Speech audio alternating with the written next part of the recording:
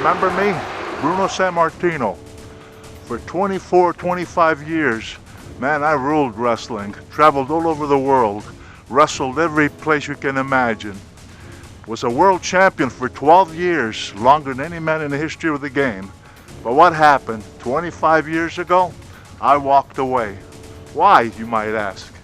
Well, I loved this profession. I loved being a champion. I loved wrestling all over the world. But what happened to this game that I so cared about? All of a sudden, big changes came about.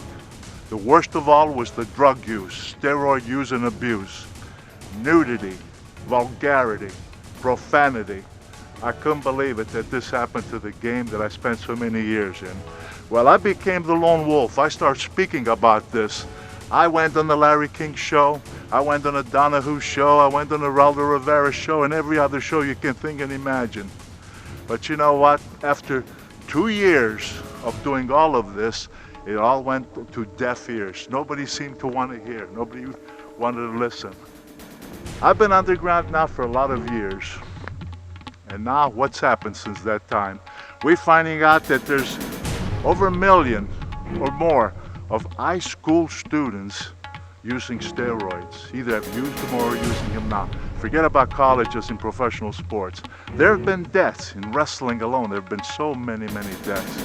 And yet I tried so hard to avoid all this. Well, now it is, 25 years later, we're seeing congressional hearings, we're seeing all kind of stuff trying to curb this terrible, terrible killing machine, which is drugs.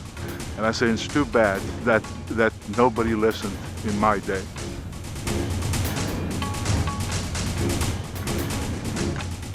You know, there's a story behind this belt. After a long career, there were some people from Hollywood who actually wanted to do my story.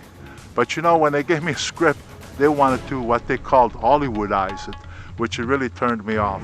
There was somebody else who wanted to, a big company that wanted to do my story. And again, we turned it down. Why?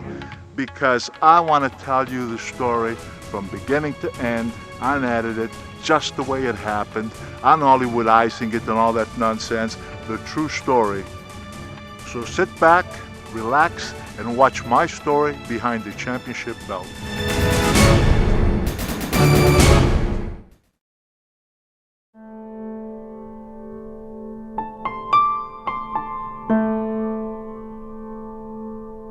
I come from a very small town, and a beautiful little town, way up in the mountains of Abruzzo, Italy. And as a child, I just remember this town to be very warm. There were kids my age that we would play. We didn't have the toys like we have here in America, but we had little things that we would do on our own as far as playing and what have you. And we actually knew nothing of what was going on outside of the town. So whatever we had in our town, it was wonderful as far as we were concerned. First, let me say that how the town was a beautiful town to look at, but was very, wasn't no modernization to it. For example, we had no running water in our house. There was no toilets, of course. So, but in La Piazza, the square, small square, there was a beautiful fountain, and that's where our mothers would fill up this big thing, we called it La Conga, put it on her head, and bring that to the house. And with that would be the water that she would cook with, that we would drink, that we would wash with. And this was very normal. It's not like we felt that we were missing anything, because that's all we knew, and so it was just fine. We were very happy. We worked in the field. I remember as a very small child, we would go to our fields that we owned outside of the town, and there you'd plant in the spring the potatoes, the corn, the wheat, all these things, and then come time for harvest, we would go and we'd dig up all stuff, and the wheat, everything, and then what we would do, make provisions in our homes. We had a thing in there because the winters were so huge in those mountains that sometimes we'd be locked in our house for long periods of time because the snow was so great. Now, one might ask, well, what did you do for water? And that was very simple. You got the snow. You got the snow from outside, you melt the snow, and that took place of water. And so this was all very normal. Of course, then everything changed.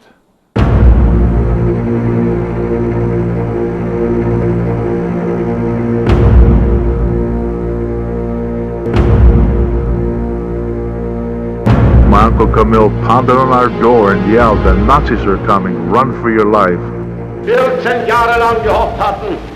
You know, that's when the Germans occupied our area, and we were driven from our town and finding a place to hide in what we called Valaroca.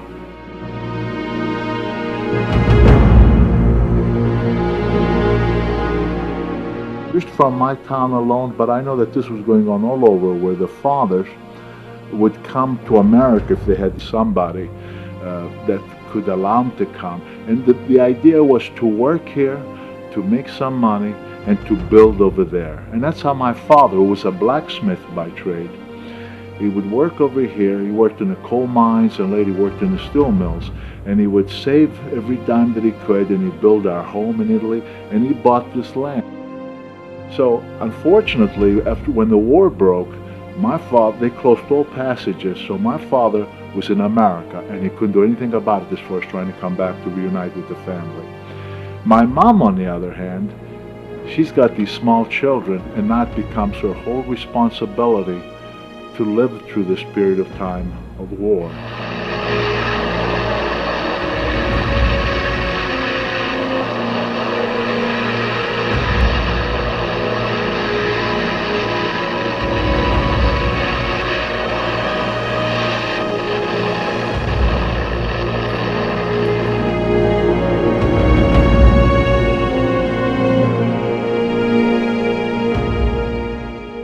Well, we started out with me and my brother and sister, and I had another sister named Anita, and I had a brother named Sandrino. Unfortunately, in those mountains where we come from, there were no doctors or anything like that. Just before the war, two of the kids got sick. You know, we were deprived of certain things, you know, that weren't coming our way because of the war and that. And what did they die of, we often wondered, and none of us have ever known. All we know is, well, they got sick, and poor mom tried, you know, whatever she could, but it didn't help. Anita was 13 years old when she died, and Sandrino was younger. He was about 2 years old. And it was very devastating because, like, you were so helpless. My mom, whatever she knew how to do, she would do. But at the end, nothing saved them. They both died. At the time, I don't think I was fully aware, even though I knew my mom was risking her life trying to get some food for us. I remember being scared every time she would leave because we always heard bombings and we always heard machine guns and so forth. And always the fear was there, will mom come back? And what will we do if she doesn't? And so I remember when she'd be gone for like a day and a half or so, we would sit at the edge of this mountain where the path was, that she'd have to come up that path. And I remember just sitting there, being very cold, very hungry, sickly. I really was very sickly at the time. And I remember that every time Mom would finally see her, it was like everything was fine. For a while you weren't hungry anymore, you weren't cold anymore. You were just felt so wonderful because there's Mom is back, you know. But it's still in all, I remember all that, but the full appreciation of it came later as I grew up and became more of a man. And then it made me realize more and more what a special human being my mom really was. Not taking anything away from my poor dad, because I can just imagine what was going through his mind. There was no way that you could contact one another. And my father, as he told later, after we came to America, he would read the Italian newspaper, trying to keep in touch, aware of what was going on over there. And he would hear about all these towns where we came from, and the wars that were being fought over there, and the devastation and all. And I can just imagine. My father said many a time, he said that he would work during the day and couldn't sleep at night. He was just so terrified all the time because he thought that surely something was going to happen to all of us. So He was going through his own hell, really, because of the not knowing. That sometimes can be as, as devastating as what's going on. But my mom was going through more of an hell because her life was constantly at greater risk. Every time she came down that mountain and she snuck behind our home to get into the basement while the Nazis were sleeping upstairs. I mean, she would have been shot right on the spot if they were aware. I mean, it was such a risky thing that she did, but she knew that she had three small children who depended on her for their survival.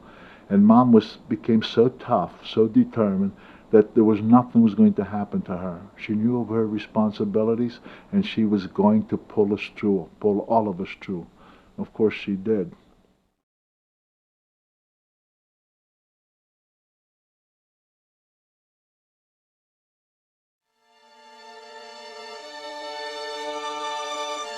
If you see where I come from, it was all mountains. But then there were other mountains that were higher but wooded. And we thought that there's no way that the Germans would even attempt to find us because they had more serious matters. There was always the Allies. There was always trying the invasion, trying to keep driving them. So, we felt that the only thing we had to worry about is because the planes were always up there bombing and so forth, and you had to worry about maybe some bombs coming our way.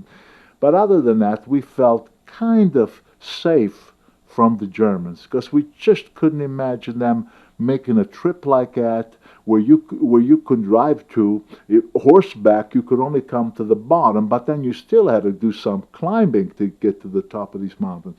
So we felt fairly safe, but evidently not enough because one time a couple of them made their way up there. We couldn't believe it. Nobody could believe it.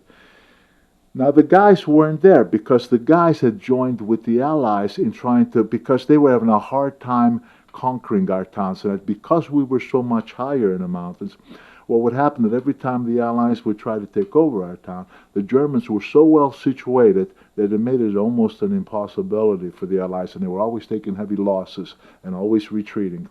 Although each time the Germans did suffer casualties as well. Not as much, but they did. But the difference was that they were getting no reinforcements, so their numbers were getting smaller. Whereas the Allies would regroup and they would keep coming back. And now with our men showing the Allies different ways, because they knew the terrain very well, on different ways to try to come into the town, that was helping considerably. But as a result of that, none of the men were up at Valaroca. But occasionally, a couple of them would come back, make their way through those mountains, avoiding the town and the Germans and whatever, to come and check on their mom and dad or their wife if they had a kid, whatever the reason. But on this particular time when these two Germans made their way up there, they got us all out. They got everybody gathered up. They were holding a gun. And they made us all line up. So everybody lined up. And there were maybe 30 of us. Let me back up a little bit because a lot of people may wonder, yeah, but Bruno, your town was a lot bigger than 30 people. Where was everybody? Well, we happened to go to Valaroca, but some of the other people scattered to different places. Some of them, they took off to other towns where they had relatives and whatever, and they had maybe better places to be away from or some places where the war, the Allies had already gone through. But they lined us up, and they literally were setting up a machine gun, that they were going to do away with all of us. And that's, I told the story of any time, which is not a...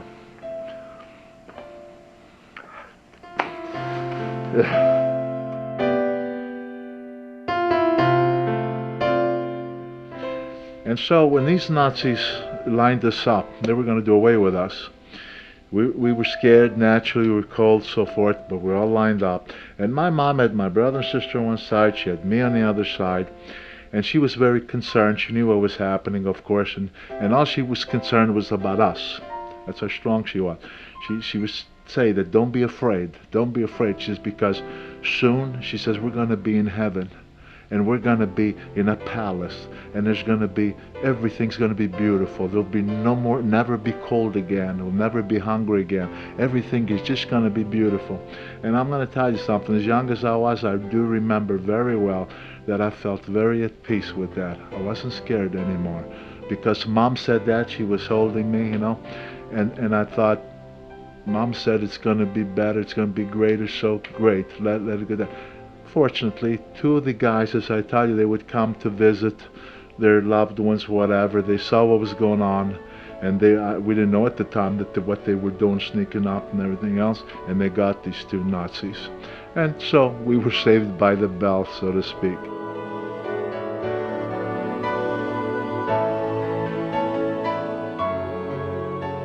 My mom never got over the death of my brother's sisters.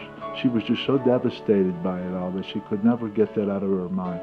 And when all of a sudden, you know, this terrible experience of the war, I got so sick. I was getting sicker by the day, and I mean, I was really, really in bad shape. And my mom, she was determined that she wasn't going to lose another child. And my goodness, well, as I told the story many a time before, she put leeches on my body, because I don't know if it was her idea or if she inquired because desperation, you know, trying to find out what can be done, what can we do. And she put these leeches on me. She melted snow. She had a couple of pots, built a fire to make steam, and she would have me hold me to breathe this the steam there. These leeches on my body, that the theory was that they would take the poison blood out of my body. All I can say is there anything to that stuff? I don't know, although now in recent times we hear about leeches being used all over again. So maybe they knew something back then that took a long time to catch up to the medical field. But the point is, whether it was that, whether it was whatever, I know my mom went through everything, and the fact is that I survived.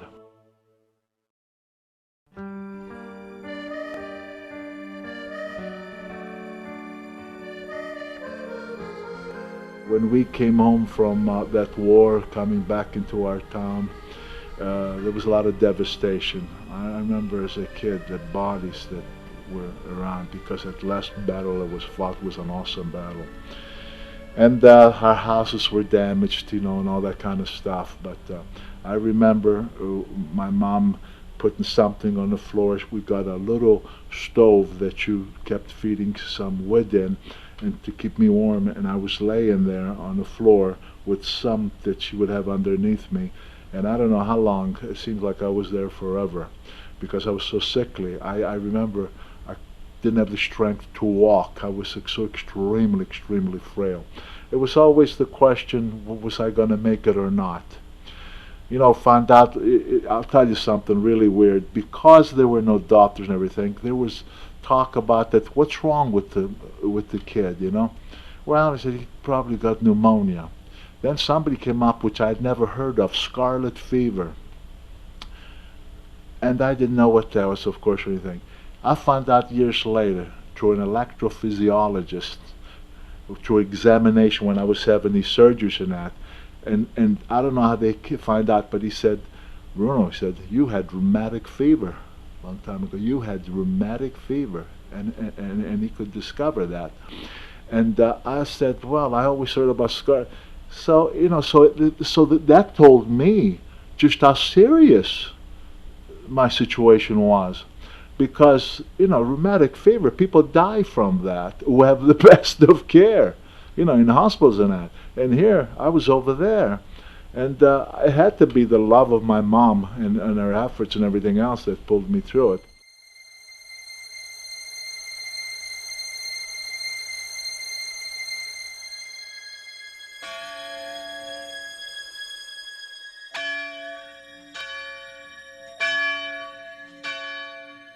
It took time in our town for people to get going again. But here was the tragedy. As people cleaned up the town, all the men, the guys from the town, they buried the bodies, they took them to the cemetery. But then there were other problems. You're trying to get to the field, and as poor people are walking, trying to get to their lands to start, boom, you'd hear some deaths because there were mines. Mines were everywhere. It was a little called l'albergo, which in English means a little hotel, but it was like a house, a bigger house.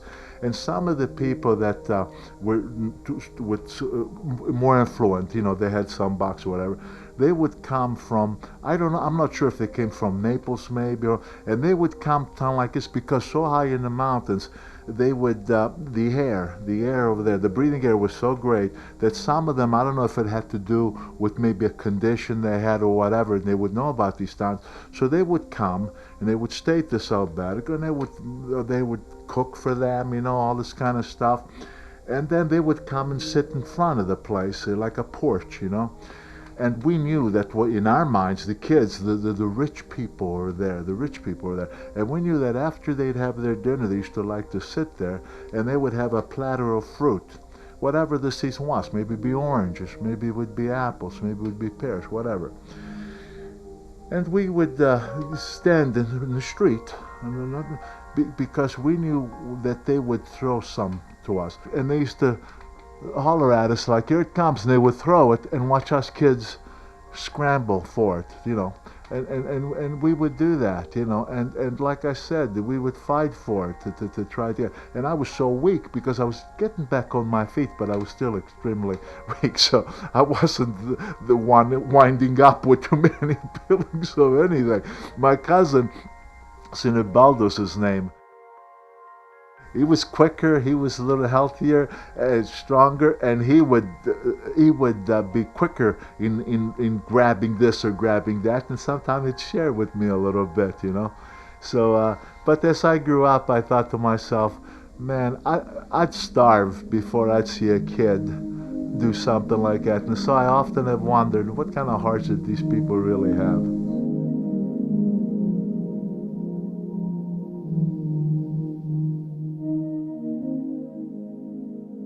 There was finally a connection between my mom and dad. They connected again. And my father asked the question. He said, I only know what I'm reading about terrible things have been over there.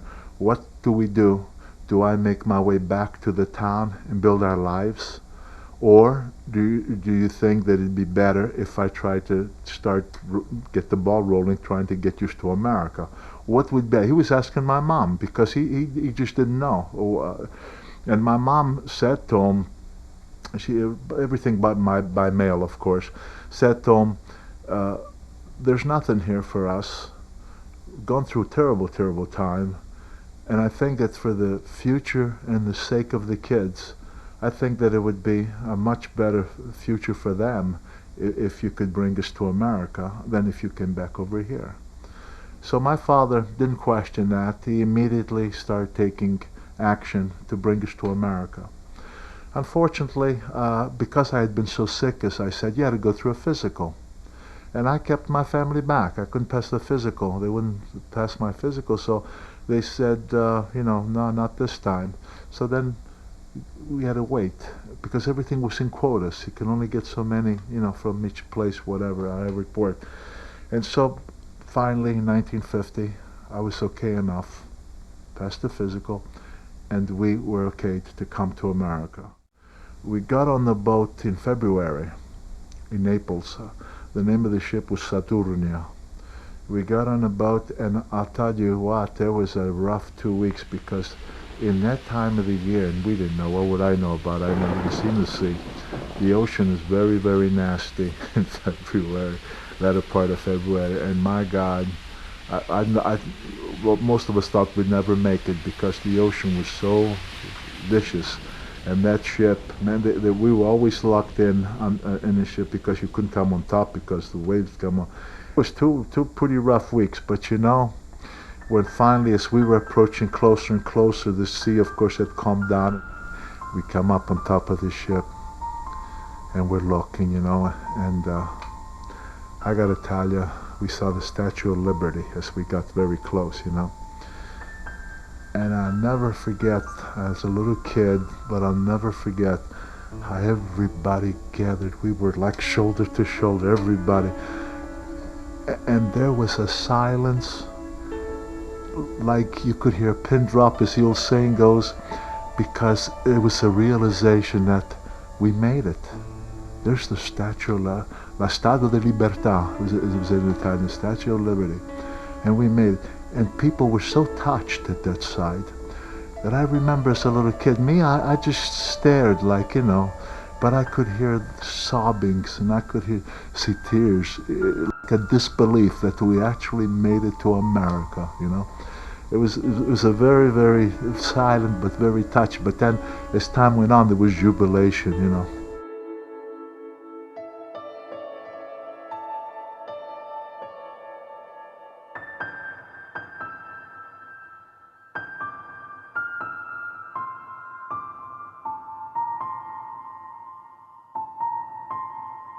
After we arrived, we were instructed, the loudspeaker, whatever, that when we got off the ship, that we would see all these huge letters of the alphabet.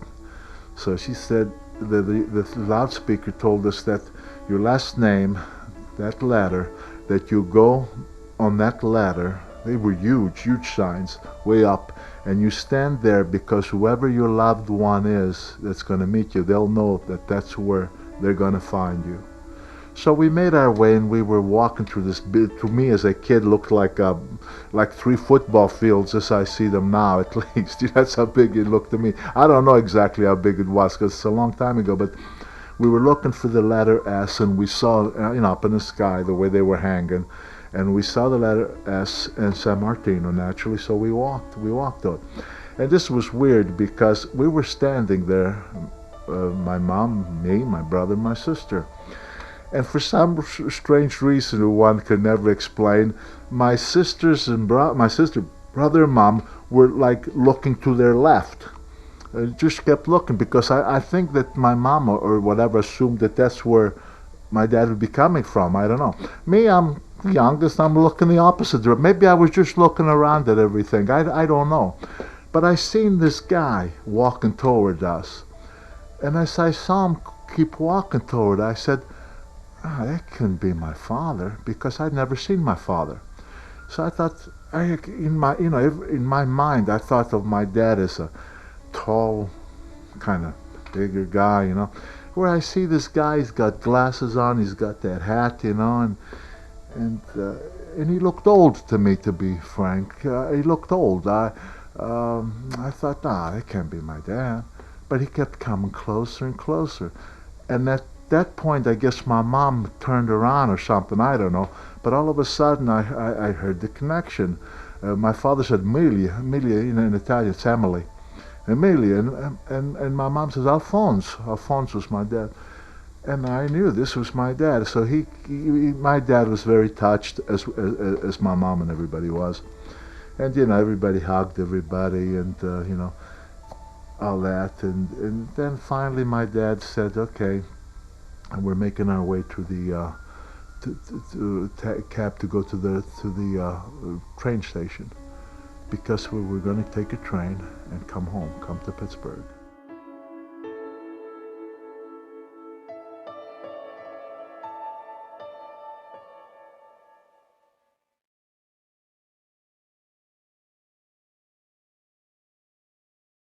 I had heard stories about America. The older people who talked about America, they used to use an expression that in America that the streets were paved in gold. What that meant, as I came to realize, of course, many years later, was that this is an opportunity. That if you want to work, you can find some kind of work. If you're not a non-professional person, you can still find work, which we didn't know what that was like in the old country. Where are you going to get a job? There's no jobs to be gotten. That's why you lived off your land. So when we came here and we took the train to go home, and I'm looking, not only did I see the streets paved in gold, but I see this old house that we're coming into. This is our home that my dad had bought, and my dad was telling us that he paid $6,000. So, this, and he had bought it, by the way, in 1947. He had bought it. So he had it for 3 years. And when we got in it, though, it wasn't like in the old country. The house may have not had the indoor plumbing at that time and all that kind of stuff, but they were built with stone and concrete. You know, I mean, they were solid built. And this house, to me, it had wallpaper, and they were bulging because the plaster that was pushing through. And I thought, wow, you know. But hey, you know, I just surprised because as a kid, the impressions I had of America, you know, the talk I had heard, I thought we were going to come and see nothing but palaces, you know, nothing but villas, you know, and but it didn't take long to realize that, my God, we're in America, and thank God we're here.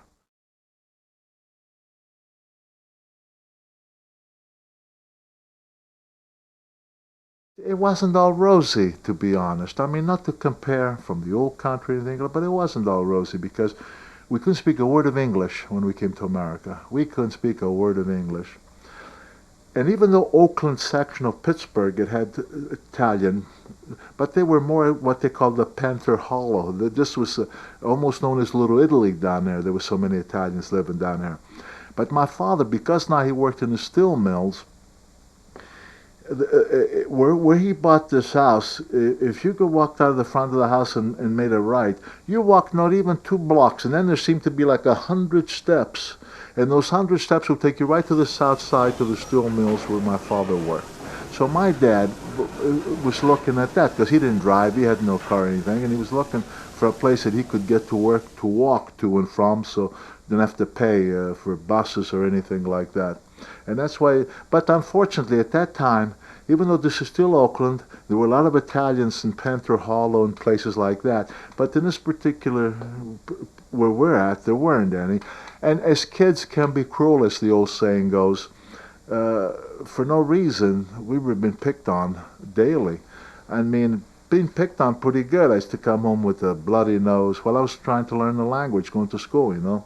And it was pretty, you know, it was pretty rough because who expected that, you know? That was the beginning, though, because somebody felt sorry for me.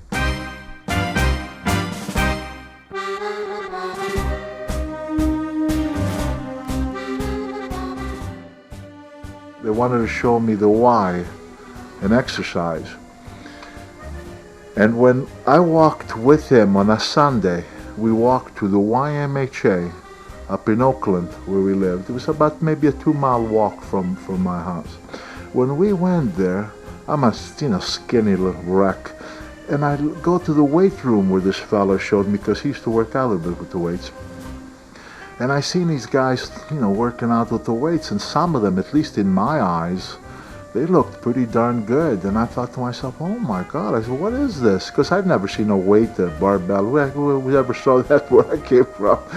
And this kid told me, he said, you know, he said, I'll show you how to do it. He says, and this will help you to get bigger, to get stronger, to get healthier. Oh, I couldn't wait to get started. It cost, I think, $12 for a membership. There was a place, Shenley Farms, Oakland, that's where all the well-to-do people lived. These were people that were known to have money. And we used to cut grass, go to cut grass over there and take whatever they give you, 50 cents, whatever. And I raised my $12 and joined the YMHA. And I can honestly say this without the least hesitation, that when the first time I worked out with the weights, I couldn't lift nothing. I mean, I was lifting feathers. But somehow in my heart I knew that something very, very positive was going to come out of this.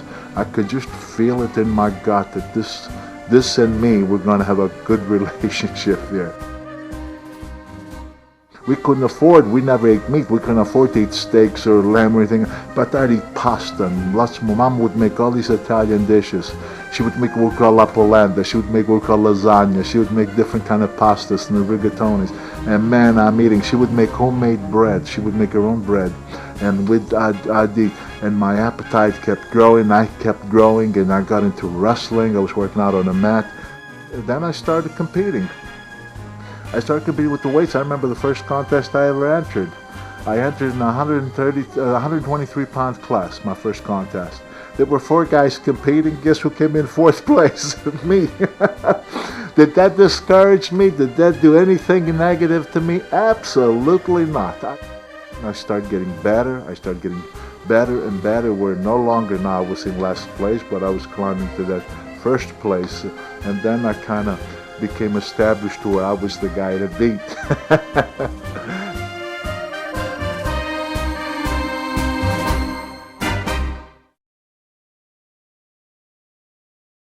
The first time I did a bench press record was 475 pounds.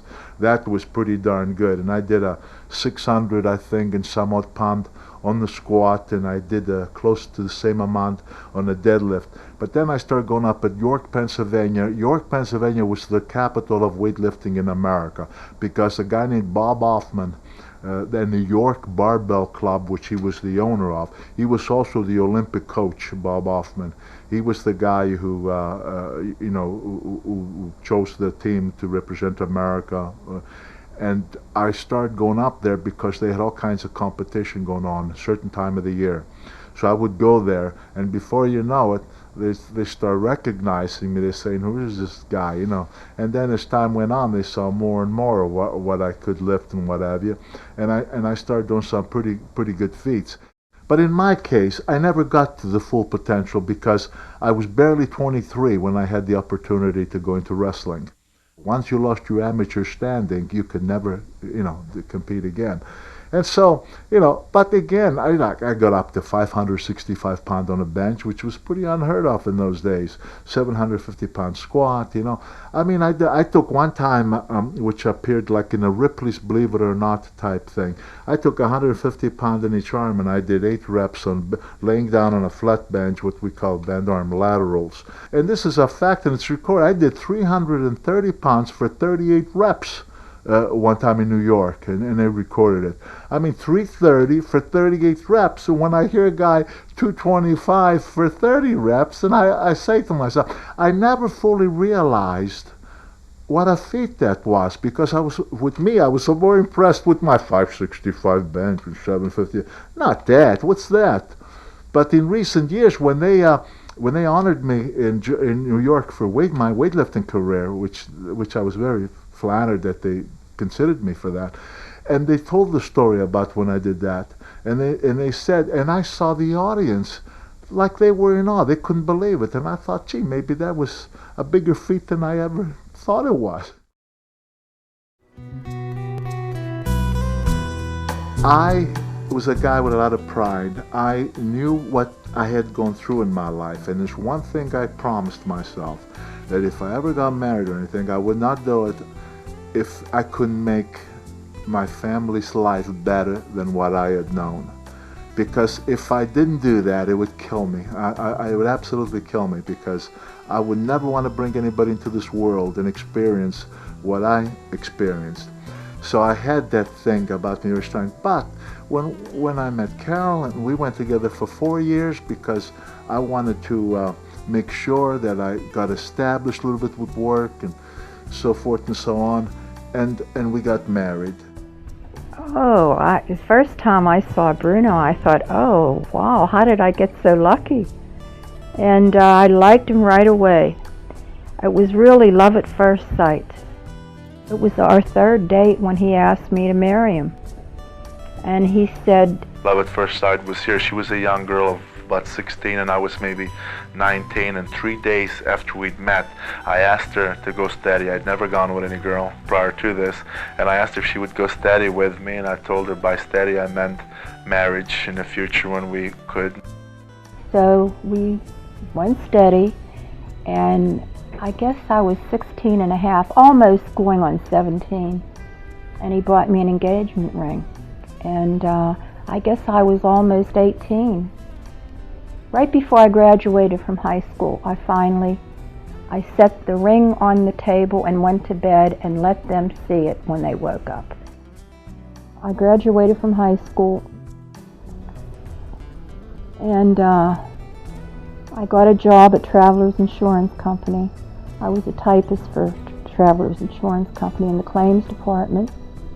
And we got married a couple years later, and we had a wonderful wedding.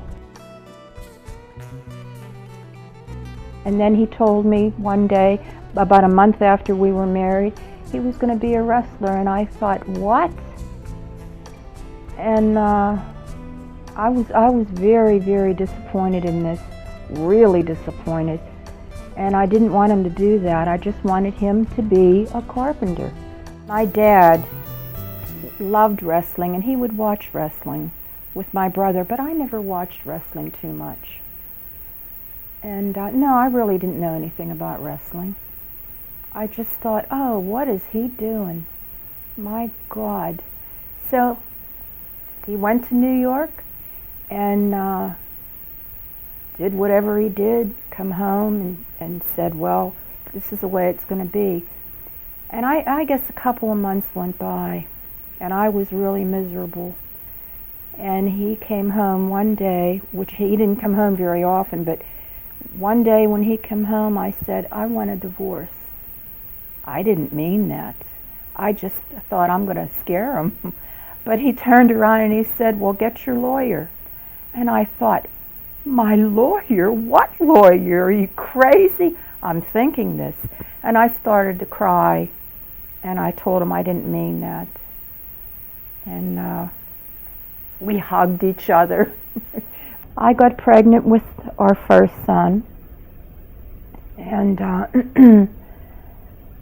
I felt so lonely, and I felt very, very depressed. And I continued feeling that way. Wrestling is like anything else. In order to be on top, you have to be a winner. You have to be a top man. Do you remember your first match at 22, a professional wrestling match? Boy, I sure do. I'll never forget that night. With Zach Ransky. And I was a tough guy in those days. I don't remember every move I did, but I know that the match was only lasted seconds. Now when you get in the ring with any of the boys like this and you see that there's a chance, use that bear hug, because I don't think there's anybody can get out of it. And I remember grabbing Kavinsky, and I scooped him in the air, and I was really squeezing him. So his first match was won with a bear hug in about 19 seconds. And the guy was hollering, okay, okay, I quit. And I couldn't hear him say, okay. I kept squeezing and squeezing, and as you probably heard and remember, I cracked 3 of his ribs. So I remember that I dropped the fight, the referee came over. Heck, he was trying to pry my fingers apart to let the guy go, and when I realized I let him go, came back in the dressing room, and they were giving him some medical attention. And I remember hearing him say, like, where'd this animal come from? Well, Art Rooney approached me in '59 for a tryout for the Steelers. He wanted me to play football. But I knew I wanted to. Wrestling was calling. I mean, that was my destiny, wrestling. And after wrestling for a while, I had the opportunity to wrestle Ace-Tax Calhoun, who had never been moved off that mat. I knew that given the opportunity, I could pick him up. And I'll tell you what, when I went in the garden, I picked up Calhoun and I picked him up over my head. I thought the roof in the garden was just going to pop out.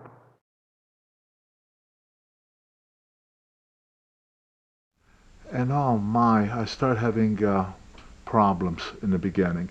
I mean, I was blackballed all over the country. I was blackballed because these promoters, you know, say what you will about wrestling, and I know even in recent articles written about me, they say that wrestling was all prearranged and so forth, and that's fine for everybody to believe that. Despite the fact that wrestling in most states is sanctioned by a state athletic commission, non-fans are adamant in their belief that a winner of a match is determined long before he steps into the ring. Why would a man want to purposely be a loser when he's going to miss in the big money? That doesn't make any sense, does it? But here's the thing that people just don't know or understand. There's a lot of tough people in this business. I'm not talking about wrestlers, I'm talking about the promoters. In boxing too, by the way. A lot of tough people, not the most ethical people in the world, not at all. And when I became a professional wrestler, I was a young kid, but I was very big. I had gotten up to about 270, 275. I had made a lot of sacrifices. I had worked extremely hard to get there. And frankly, when I found out some of these promoters that they wanted me to play that role, I said no way. I guess I became a nuisance to them because I was not one who would stand for anything that I felt wasn't just. I felt like if I wasn't being treated fairly, I was going to holler. I said, what was it all about? You know, and that's how the blackballing came about. They were going to teach me a lesson. And so they blackballed me all over the country. Funny thing happened. I was booked in 2 places at one time. Which has happened too. Well, it's hard to believe that mistakes like this are made. I went to one and never been aware of the other place. Time came when there was disagreements. When I didn't show up, the State Athletic Commission put out a suspension for me in 38 states. I could have come crawling back and say, okay, I'm at your mercy. What do you want with me? You know what I mean? But I wouldn't do it. I came back home after struggling like you can't imagine around this country, because everywhere I went, that suspension would follow me, because these promoters had a great internet. They all knew each other, and all they did, as soon as they found out you had gone from here to here, the phone call, get rid of this bum, you know? And so what happened was that eventually I was broke. I didn't have money to eat, literally. I didn't have money to send to my wife. I didn't have money to check into a hotel. I mean, I was struggling. And I've often said that the reason why I was able to survive during this period, it was only because of my experience of that war. Because when you survive that, you feel like you can survive anything. I wasn't feeling sorry for me or thinking that I had it so bad during this period. What was killing me was that I felt that I wasn't being a good provider at home. And that was what was killing me the most, not what I was necessarily going through. Eventually, there was nothing left. Every door was slammed to my face. I made my way back home.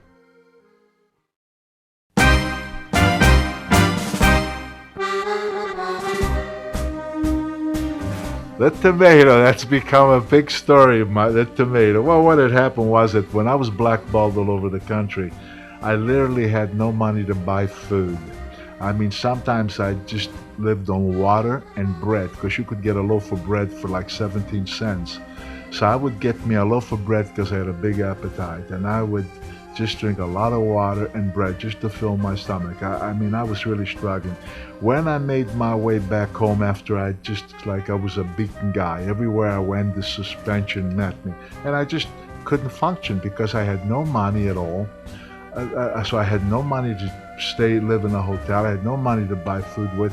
So the only thing I had left was to get home and go to work, get a job, go back to construction. He never told me how rough it really was. One time, I guess this is the time when he was blackballed all over the country. Just working maybe a week, I don't know, not much. I didn't have nothing. And I went with my wife food shopping, and she sees this big tomato. And it was 50 cents, and I said, oh, I'm going to get this tomato. And all of a sudden it hit me, 50 cents, like it's nothing.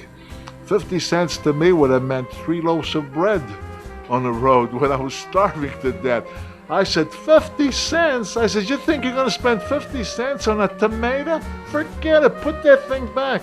And he made such a fuss, I couldn't believe it. You're going to spend 50 cents on a tomato? Are you crazy? And naturally, I had kept all my miseries to myself. I didn't complain to anybody about it. And so she kind of, wow, oh my God, what's going on? What's this? You see, I had no idea what he was going through in New York. I didn't know. He never complained. I didn't know he was sleeping in the furnace room of a hotel. I had no idea. But he never complained. When I come home, I called one of the contractors, one of the people that I knew in the construction gang that I had worked with before, if they could give me some work. And it was tough to explain. But then they were having a wrestling show in Pittsburgh, and amongst there were some of the wrestlers that I knew, that I had met. And one of them was named Yukon Eric, and he was a strong guy. He was a pretty good lifter. And I went more or less to see him, just to say hi, how you doing? And when I saw you, Con, he said to me, geez, what are you doing these days? I know I guess you're out of wrestling. I said, yeah. I said, I'm back in construction. And he said, man, he said, that's, I says, why? I said, well, there's no place for me to go. Anywhere I go, I'm blocked. He said to me, listen, why don't you go to Canada? I says, Canada? He said, yeah. He says, let me tell you something. He says, in Toronto, there's a promoter by the name of Frank Tunney. He's a nice guy, he said. And Toronto isn't doing well at all. They're not drawing crowds or anything like that. And there's a great Italian population in Toronto. He says, I'll bet you that if Frank Tunney here gets a word about you, coming that you came from the old country, you speak the language, he said, I bet you'd be interested because he's looking for something to give a spark to his territory. And I said, oh man, I said, it'd be great. So he said, well, I'll get back to you. So let me talk to Frank because I have a very good relationship with Frank Tunney. So I get a phone call maybe days later. I don't remember if it was 2, 3, 4 days later, but I get a phone call and it's from this Frank Tunney. And he talked to me a little bit over the phone and he said to me how old I was, did I come from Italy for real? And I said yes. And he said to me, well, what's your problem? We want to know what was going on. And I said, I called, I was a young guy, so I said, sir, I said, I wish I could tell you. I says, why I can't wrestle anywhere in the United States, but everywhere I go, I'm told that I'm suspended, but I honestly don't know why I'm suspended. I don't know. So he said to me, well, that doesn't, Canada's a different country. He said, so he said, if you want to come here, he says, come here. He said, I'll use you. He says, and the suspension won't follow you here because it's a different country. I said, that'd be great, thank you. So I make my way to Toronto. For the first couple of months, I'm just doing, I'm wrestling and I'm staying at this place by myself, the cheapest place I could find. And believe me when I tell you the cheapest place, I was staying at a hotel that I was paying $17 a week. The window of my room, the hotel, there was about half of the glass was missing because it was broken. It was never replaced. I mean, it wasn't a pleasant place, but I couldn't afford anything, and I had a wife and a kid at home. So any bucks that I got, it was to come home. I didn't care about myself and all that. But funny thing happened. I used to go still train. I went to the Y to train, and I thought, my God, I'm watching everybody else at the gym. I saw some other wrestlers that I hardly knew, but I thought, my God, I'm so above everybody else with this stuff. I'm so much stronger than everybody else. This should be meaning something. This should be doing something for me. So I took the initiative, and I contacted the Italian. I looked in the papers for the Italian newspaper, and I called them on the phone. And I talked to some guy, I don't remember their name, but I said to him, I came from Italy. I said, I'm Italian. I said, I can do stuff that, I figured, hey, you got to promote yourself, you got to be a little boastful. I said, I can do stuff that not too many people can even come near. I said, why don't you come and show? I said, I'm wrestling. I'm here to wrestle. I'm wrestling at the Maple Leaf Garden next Sunday. So this guy said, well, yeah, I'd like to see what you can do. So he came to the Y, and I was really determined. I took 500 pounds, and I did 5 reps on a bench press in those days. I did the 7, and this guy was blown away from this, which was a great thing for me. He was so impressed with what he saw that the next day, or I think it was the next day, man, the Italian paper come out, and the headline of the sports section says, Il Sansone Italiano, which means the Italian Samson, called me. And so with that, he writes a story about this amazing strength of this one guy and blah, blah, blah, read a tremendous story. And then a television station, which was mostly Italian, wasn't the biggest station in Canada by any means, but it's all over Toronto and surrounding area. Would hit that area, and the guy heading it was a guy by the name of Palombo, who was an Italian guy, and he saw the story and he invited me to come on his television station. I went there and I did some feats of strength. Like in those days, I could rip a telephone book, or I could bend a certain. I did some things to try to impress somebody, and before you know it, when my name, Frank Tani, seeing all this, he started pushing me up in headline, kind of. And people started coming, and Frank Tani became delighted that there was getting a response and people were coming, because his territory had been down for from what I understood, a pretty long time. So what happens? The promoters that put me through this hell in the States contacted this guy, Frank Tani, and said, you have no idea who you're dealing with. This guy is not a cooperative guy. He's a wise guy. He thinks blah, blah, blah. They did whatever they did to me. Well, I didn't know that this had happened. But a few months went by, and Frank Tani invites me out to dinner one time. He said to me, Bruno, I'd like you to meet me at my office. His office was right at the Maple Leaf Gardens in Toronto. He said, we're gonna go out to lunch and to have a little talk. I said, yes, sir. You know, so I kept thinking to myself, am I in trouble again? Is something wrong here? You know, I just didn't know what to make of this. I was nervous, but I went with him. And he said to me, which can't explain what this meant to me. He said to me, I want you to know, he said, that you're doing a great job. He says, what you did, he says, with that Italian newspaper, because they had pictures of me doing all this lifting and stuff, and then going on the television stations. Obviously, the Italians are proud, being fellow Italians, and they're coming out. He says, everything's getting better. And he says, and I just want you to know, he said, I want you to feel secure here, because I want to put your mind at ease. I've had a few phone calls that weren't very pleasant about you. He says, but you know what I told them? I told them that if you turned out to be what they say you are, that I would simply tell you to pack your bags and go back to Pittsburgh. So he says, I want you to know, he says, that as long as things go like this, he says, you can consider this your home. You can stay here in Canada for as long as you want. And man, after that lunch, and I felt so good, so relieved. I came back to the place and I called up my wife. And I said, you know what, honey? I said, I can't get home too often. I says, I can only come home 2 days out of the month, because sometimes I had to work 7 days a week and sometimes 6 days a week, because the Maple Leaf Garden was every 2 weeks and I had to be there. I said, but you know what, honey? I said, I got a feeling that over here I'm going to get back on my feet and things are going to be better for us. So I said, you have to be patient. And my wife, God bless her, she grew up, because in the beginning she was so miserable, so unhappy, so terribly unhappy about this whole thing.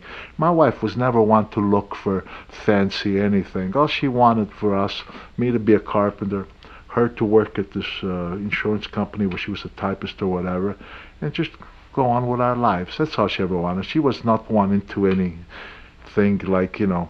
And she continued that way, because even when I got some notoriety in this business, Carol never wanted to be in front of the cameras. In fact, she would always run away from the camera. She would always shy away from that.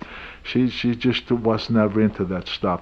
So she put up with a lot. She put up with a lot. And for me, I knew what she was putting up with, but it was important to me at the same time to succeed. Not so much that I was looking for notoriety, but I wanted to be a good provider for my wife and my kids. That was my goal.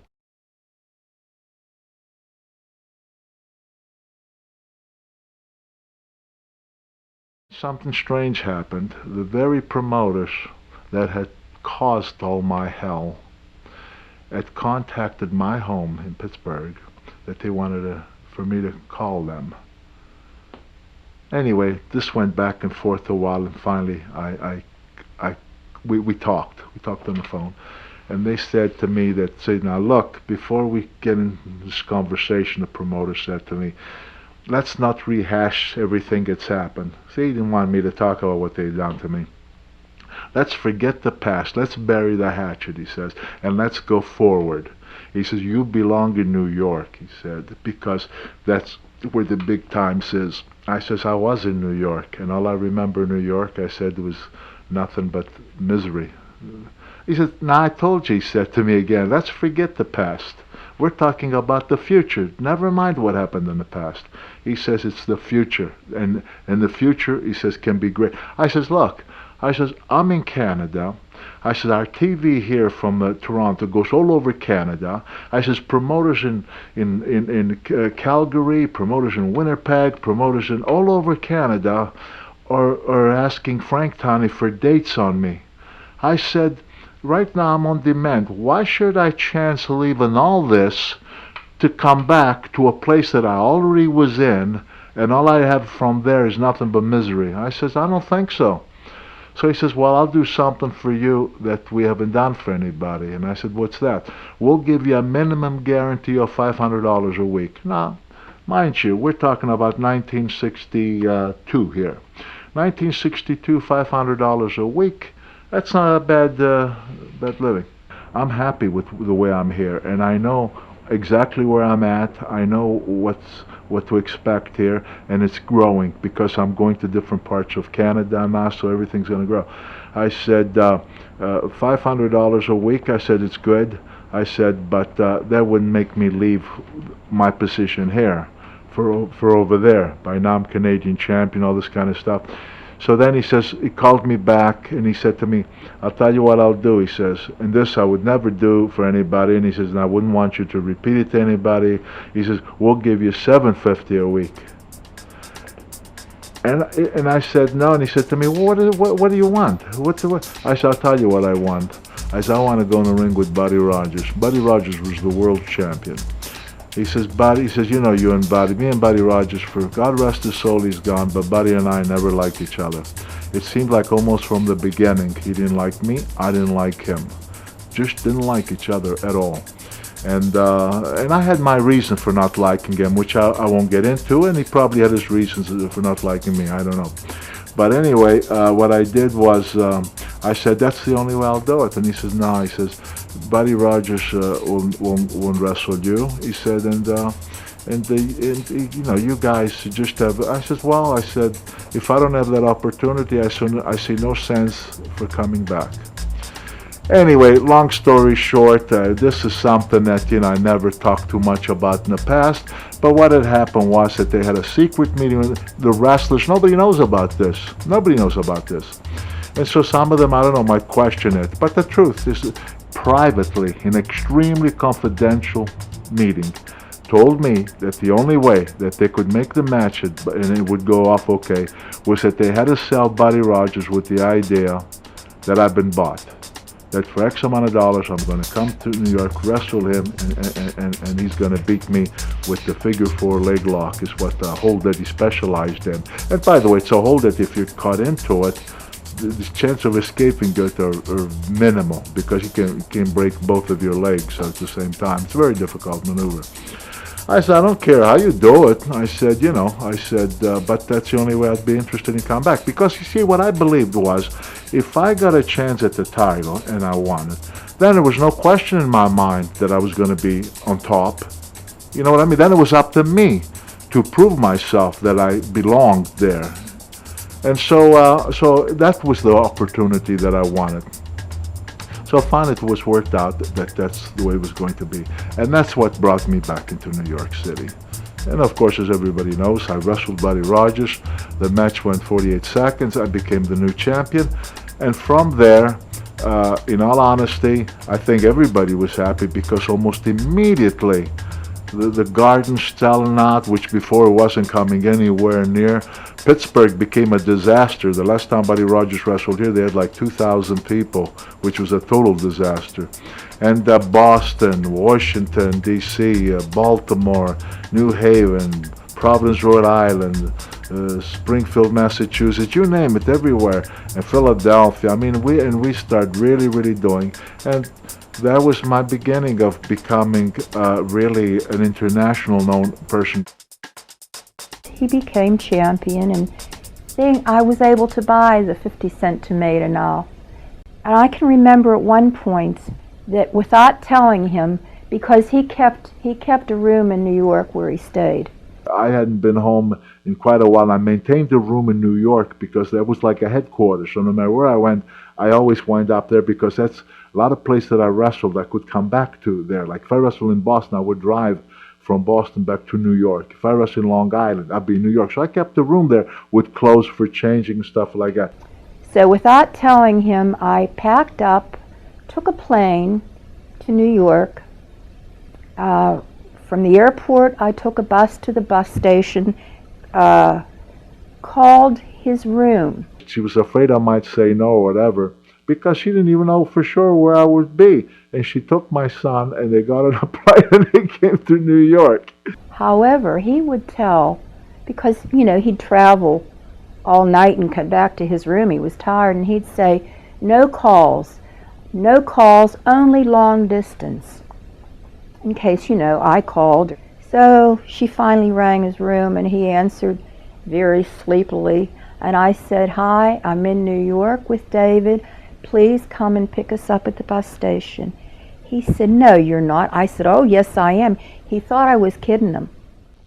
Carol really never met me on the road. Yeah, there were a few times when, because of certain circumstances. For example, one time when Monsignor Fusco, a dear friend who set up for me to have a private audience with the Pope. He arranged it, and we took David, and we went to Rome and had an audience with the Pope. And as a matter of fact, on that trip, David lost his first tooth. So she came in Sunday, flew in Sunday, and so we were together in New York Sunday night, and then Monday I actually got her to come to the Garden because she never saw me wrestle. She would never come to the arena. And so she saw me in the Garden, and I think she got the shock of her life, because not knowing too much about anything wrestling and that, all of a sudden here's a sellout gate in the Garden. It's her husband, right? And she starts hearing 22,000 people, Bruno, the whole place is building, and she was shocked. I couldn't get over walking on Broadway. I couldn't get over the people that recognized him. I mean, this was very surprising to me. I myself, when I'm walking in the street, if I'm recognized and people ask me for an autograph or a question, I'm more than happy to sign an autograph or answer a question that they may have. But really, I prefer not to be recognized. When I walk in Broadway, New York City, I hope that they don't recognize me, because when they do and start asking questions, other people start looking, those who don't know you, as who you might be, and I feel kind of a freak in a way. That I wouldn't come home and tell her how people would chant my name in these different arenas, stuff like I wouldn't do that. We spent a couple days, and I just didn't want to go home, but he had to get on the road and go to wherever. Because the next day, who knows, maybe I was going to Chicago. I don't remember now where I was going, but I was going someplace so they had to come back home, I always wanted him to quit, but I couldn't talk him into it. I always wanted him home. I really never appreciated, I guess, the security he was trying to give me. My mother and dad were the ones that would talk to me and tell me this is what he wants to do, this is what he has to do. I thought it was fine. I thought he should try it just like my husband did. Her dad says he has to do his thing. Now let him go. You can't hold him back. So she didn't like it, but we encouraged him. Of course they were right. We were lucky, she would tell you, that her mom and dad were always here for her, helping out and what have you. We had a wonderful relationship with my parents and I with her parents. But there's no question that we were still young, and she was lonely. I wasn't around like a normal human beings, normal couples are supposed to be. But I have to tell you, she was great, because in the beginning she complained a lot because she didn't want any part of this. She wanted us to be together and just be normal people. My wife never complained, even though I couldn't be very supportive financially and what have you, and we were not in the best of shape. We had a little home ranch type that we had bought, and I said to her, I don't know if we're going to lose this house. I said, I don't know how we're going to keep it. He came home and he said, what if I can't meet the mortgage payment? And I said, don't worry about it. That's the kind of support that any guy would appreciate to have.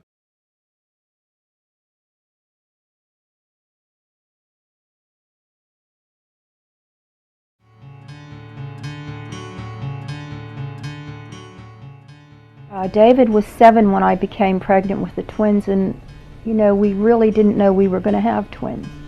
The doctor kept telling me I was going to have a very big baby because in those days they didn't have sonograms and things like that, and of course they wouldn't dare x-ray.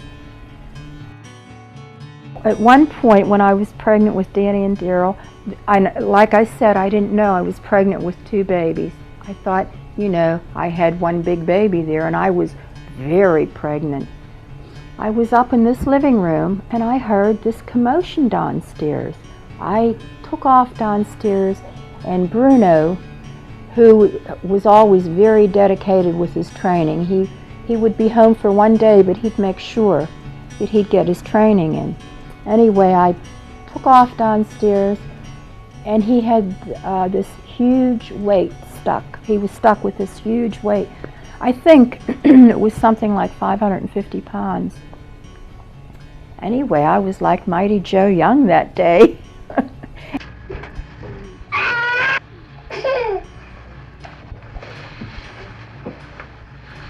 Find your experience as a wrestler has helped you change diapers? Not really. There we go. Hold on. That wasn't so bad.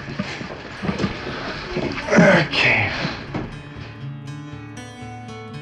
And there were many times that it was very excruciating pain within you.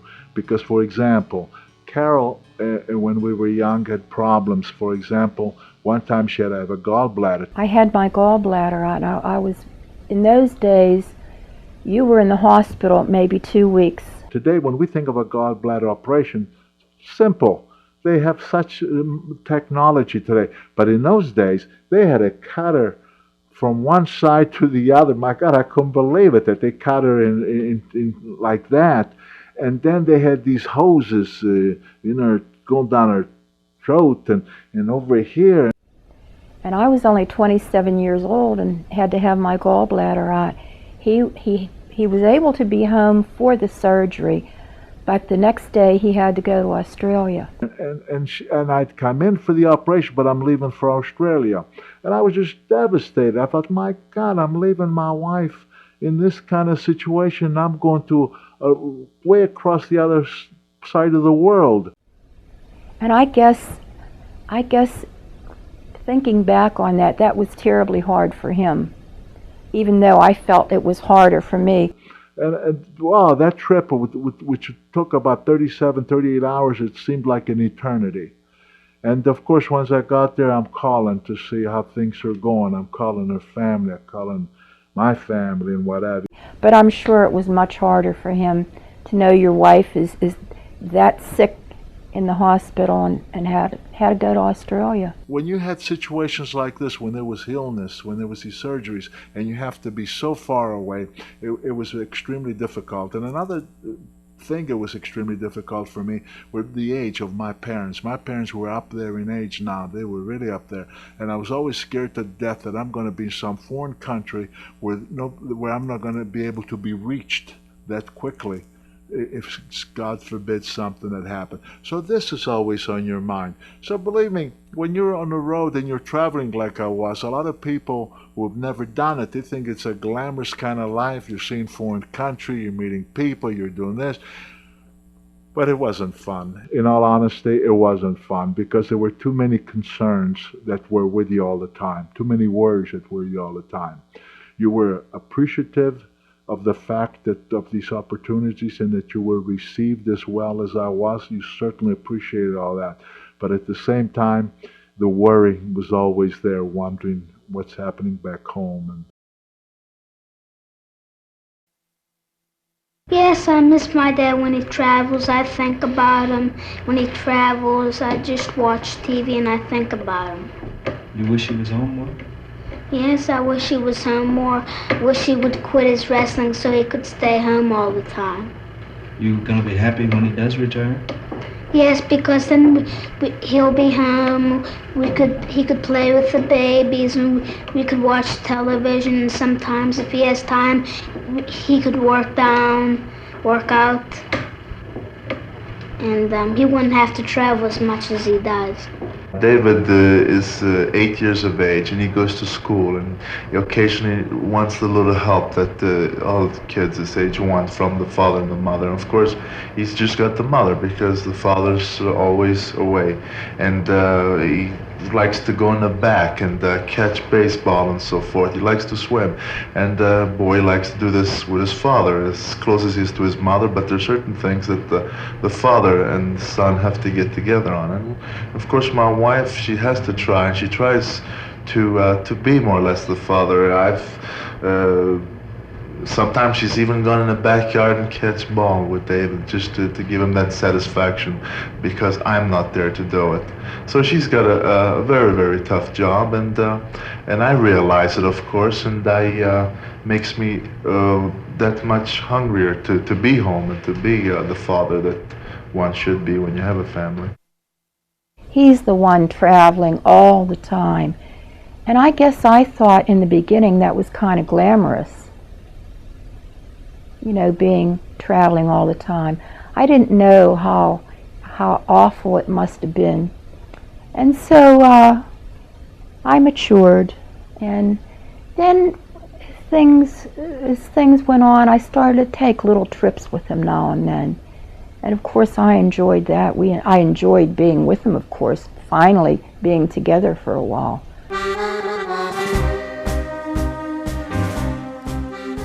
One evening, when Bruno was home, there was a lot of rumbling outside. Me and a friend of mine were coming home. He was dropping me off, and I saw a truck parked in front of the house.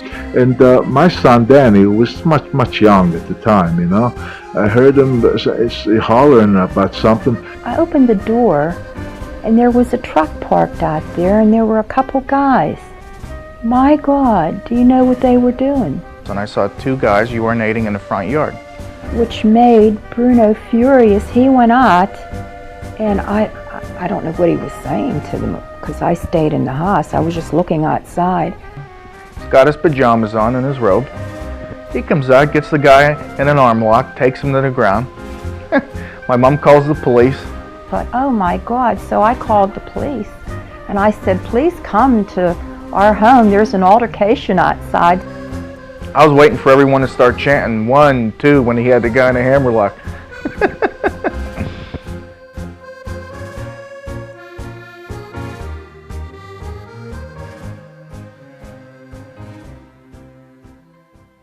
It really wasn't easy when we were young. Kids picked on you, teachers didn't like you. I guess it's that jealousy thing when kids are little. You know, but it was tough growing up, it really was. I remember when my father broke his neck in '76, going back to school, that was tough because everyone thought, oh, your dad's faking it, come on.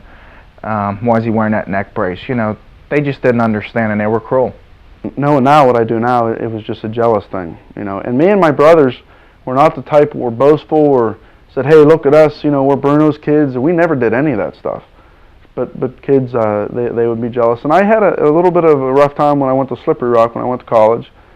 And people would come up to me and say, oh, you know, you think you're tough because of who your dad is. And I'm like, I don't even know you. What are you talking about? You don't know me, I don't know you. Why would you say something like that? You're like, well, you just think you're tough because of who your dad is. So sometimes you got to do what you got to do, you know, whatever. But I don't know why people would say that sort of thing. It's not like I wear a hat and a t-shirt and say, hi, my name is Daryl, I'm Bruno's son. You know, I mean, I've never done anything like that. I remember back in those days when we went to the arena, I got to say this, not because he's my father, but just sitting there, when you were sitting there, it's a feeling you really can't describe unless you were there. But when he came out of that dressing room and people chanting his name, it's like there was an aura that walked in like, here's the man, here he is, and here's the real deal. You know, it was just such a feeling that I can't even describe to you unless you would have been there. It was just amazing. But it was great going to Boston Gardens, the Spectrum. We would, you know, obviously get on a plane and fly there, and my dad would come out of the dressing room, and I'm sitting there not knowing anybody. I'm in the stands, and everybody would start chanting his name, and I'm like, man, that's my dad. That's pretty cool. In those years, I was on the cover of most all of the magazines involving wrestling, you know. And it was so weird to see in a newsstand and see yourself in these foreign countries in maybe 3-4 different magazines, and there you are on the cover, you know. So I think at this point in my life, I think I knew I finally got there. I had made it. Every time I wrestled, for example, in Madison Square Garden, my goodness, you saw the Japanese reporters all around that ring, and click, click, click, they were flashing.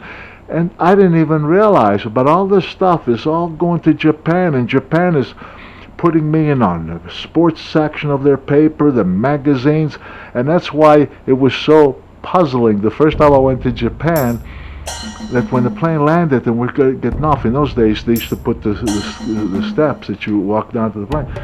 I seen all these photographers. I swear I'm not exaggerating. It seemed like there were a couple hundred of them. And I thought to myself, my God, they flew me here first class. Who did I miss? Who's on this plane that I didn't see? I honestly believed that there was some big shot on this plane, and I couldn't figure out who is it. How come I don't know? Turns out to be that I was the big deal, and this flabbergasted me because I never experienced that anywhere. And I didn't know that wrestling in Japan was that huge. Of course, I did get to find out because on that first tour of Japan, I went all over Japan, and everywhere we went, I mean, we sold out, sellout crowds. Wrestling Shohei Baba even wrestled to a couple of their baseball stadiums, and we drew enormous, enormous crowds. So I came to understand after that first tour just how big wrestling was in Japan. And of course, in my career, it turned out to be then there were going to be 19 more tours because I did 20 tours of that country. I traveled alone all the time. Even when I went to places like Japan, Australia, South America, I never went. I went alone all the time, except a few times where I became very good friends with a fellow named Dominic Danucci, fellow wrestler, who happened to be from very close to where I come from in the old country. I came from a town called Pizzo Ferrato, he came from a town called Frosolone, and there was like maybe 20 minutes apart. And we talked, and we found out where he was from, where I was from. We did develop a friendship. And in fact, to this day, we're still friends.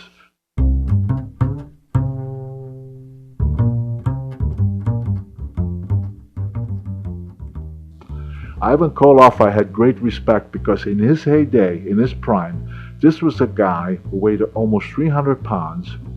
He was strong, but more than that, there was something about his agility, his conditioning, whatever, that I remember wrestling him in different arenas, especially Madison Square Garden, where the people literally would be on their feet because at that time I was like 275 and he was 290, 300 pounds. And so when you consider our height, neither one of us were 6'5", barely 6 feet tall. My height was 6 feet. I'm a little shorter today because there were, as you know, there were a couple vertebrae taken out of my back, which have probably taken about an inch or so of my height. So I'm probably about 5'11". But 6 foot, that's it, which is no giant by any means, because some of these guys are 6'6", 6'5". I mean, when you talk about people like Bill Miller, Don Leo Jonathan, Bobo Brazil, Sky Lee, Ernie Ladd, you're talking about guys that were anywhere from 6'5" to 6'10". So when you talk about Bruno and Koloff at 5'11", 6 feet tall, but on the other hand, when you're talking 300 pounds and 275, that's big guys. And so for he and I, we looked like two bulls in those days. And the fact that we both could move, I cannot not ever remember wrestling Koloff to where the audience wouldn't explode, because they were so impressed with some of the hard blows that we would give with those body slams, back body drops, and what have you. Another guy was Killer Kowalski.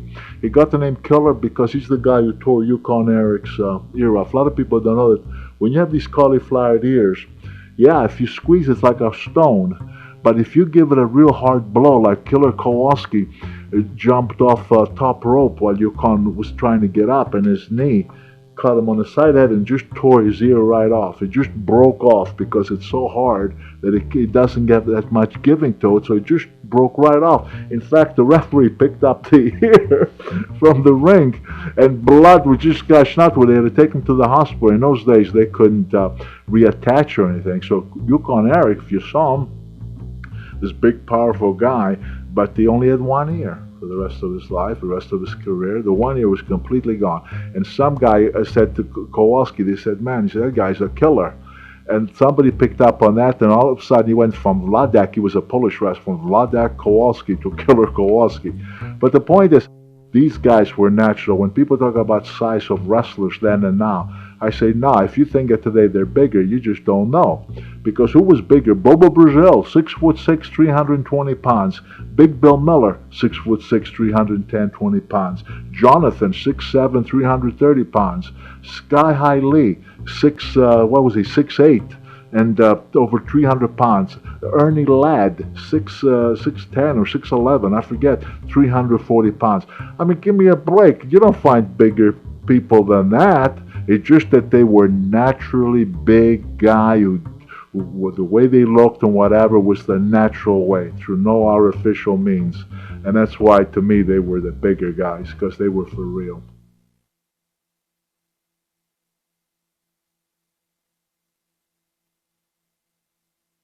We're talking about, you have your main event, you have your semi-main, in other words, another match that was considered to be of top caliber wrestlers, but then you had the fill-ins, and the fill-ins were just what we called preliminary guys, undercard guys, just preliminary boys that they were just to fill in the time to get to the big matches, and that's basically what they roll with.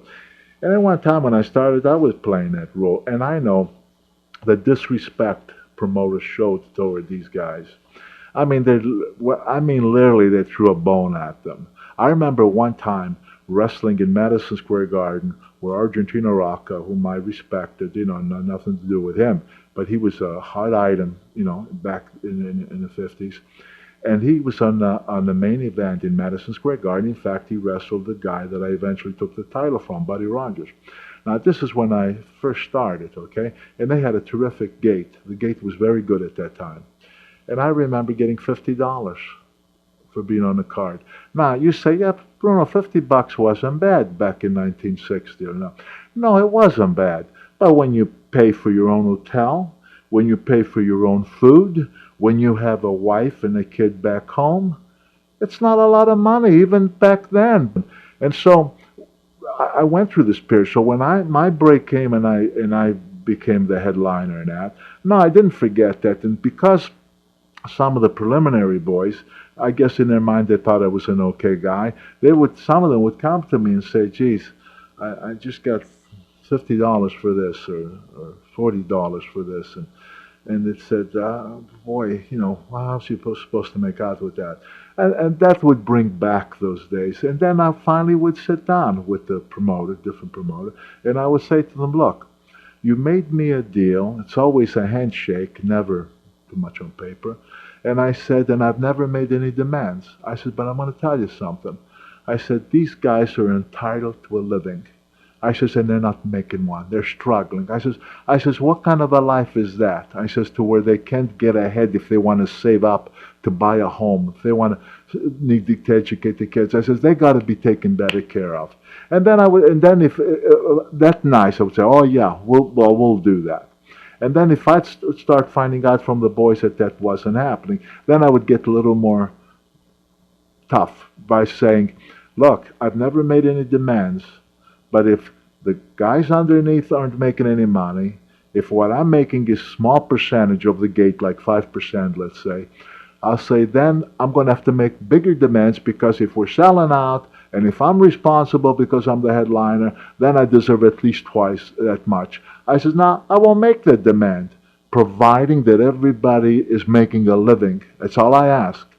Well, and then they would change, because instead of getting you angry to where you might make outrageous demand in their minds, not that I was that type of a person, but they would start taking care of it. And I would ask, these guys would come over, and they would thank me, because they say, I know that, I wasn't doing this good, and all of a sudden I'm bad, and I know that, and so that made me feel good. The people was doing so much money, some before him. And 2 years later, you couldn't talk to him, like to say, well, I'm the champion, forget about it, just stay on the side, But Bruno was, when he would go in the dressing room, Bruno, have his own dressing room. He sit with the rest of the guys. Everybody sit there. He sit on the same chair we sit to put his shoes on.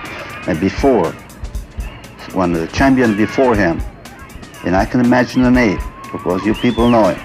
He has to have a different dressing room because he was a big shot, because he was a champion. And you say nothing had ever changed him, but as soon as they make money and fame and fortune, you say, wow, I never thought it would happen. And I didn't think it would change Bruno too much, but I thought there'd be some change, but you know what? It didn't change him a single bit.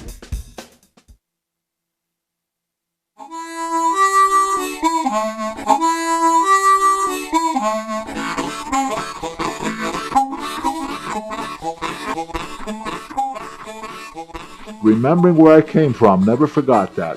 Remember what it's like to be starving in those mountains, coming over to this country as a human skeleton and all that. I thought to myself, man, who am I? In the 60s, you have to understand that one time in Sports Illustrated did an article, and they had Willie Mays, Mickey Mantle, Bruno Sammartino as the top money makers in sports.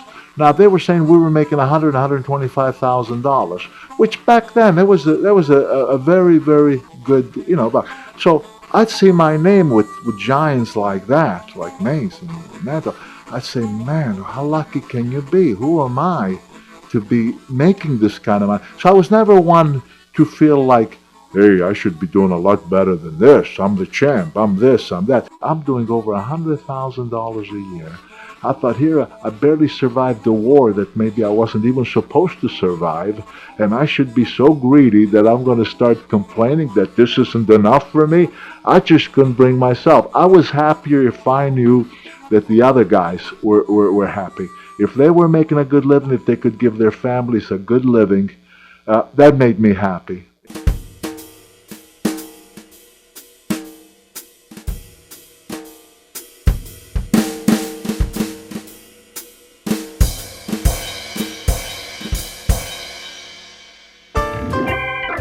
Being on the road all the time, especially when you become the headliner and you're headlining in Madison Square Garden. At the time, they had the big marquee, Sammartino, Bruno Sammartino versus so-and-so. I mean, that was very good publicity and good notoriety. You're on television all the time. So what happens, for example, in my case in New York, one night I'm wrestling in Madison Square Garden. A policeman came over and he said to me, Bruno, he says, Julie Rizzo wants to see you. He's outside. I said, Julie Rizzo? Who's Julie Rizzo? I didn't know who Julie Rizzo was. But, I came outside because, I didn't like to snob anybody. I really didn't. So I came out and I see this guy, a well-looking gentleman. Well, he looked like he was a somebody, the way he was dressed and so forth. And he introduced himself. He said, Bruno, he said, I'm Julie Rizzo. He said, what are you doing tonight? And I said, what do you mean? He says, well, I have a club here, Julie's. He said, I would love for you to come with me to the club. And he said, and don't worry about transportation or anything. And he said, and I said, well, he says, I said, we have a restaurant there and the whole bit. And I said, okay. So afterwards I went. I don't know who Julie Rizzo is. Well, not long after that, I'm finding, when I got there, first of all, I see the kind of clientele he had. I met some movie stars were in there and some well-to-do people. And I thought, wow, And then I find out that he's Sinatra's right-hand man, Julie Rizzo. They had been together for many years. He was literally Sinatra's right-hand man. And then, he was very nice with me, very, very nice. And he said to me, he said, I like you, now you know my place. He says, because he said, I really like to watch you wrestle, number one. And number two, he said, I've been watching you on television. He says, and I like the way you're proud of your heritage, the way you talk about, where you come from and that.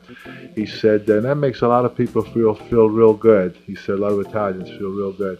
So he said, I'd like you to meet some of my friends. I said, okay. So he said, you come here, every 3 weeks, once a month in the garden? I said, yeah. Sometimes 3 weeks, sometimes 4 weeks in the garden. Well, every time I'd come, I would get word that he was there, and afterwards he would go to Julie's, and all of a sudden one week he said to me, Bruno, he says, there's some real people I want you to meet. And I said, okay. When I get over there, my goodness, I look at the table. There was a special table in the back. It was never occupied except when Sinatra was in town. And on this particular night, there was Frank Sinatra sitting there. His first wife, Nancy Sinatra, they were no longer married. but she was in his company along with the daughter, also named Nancy Sinatra, and another daughter, Tina Sinatra. And the old actor, well, he wasn't that old at the time at all, but I say now the old actor, Richard Conte, who had done a lot of movies, he was there. And I was kind of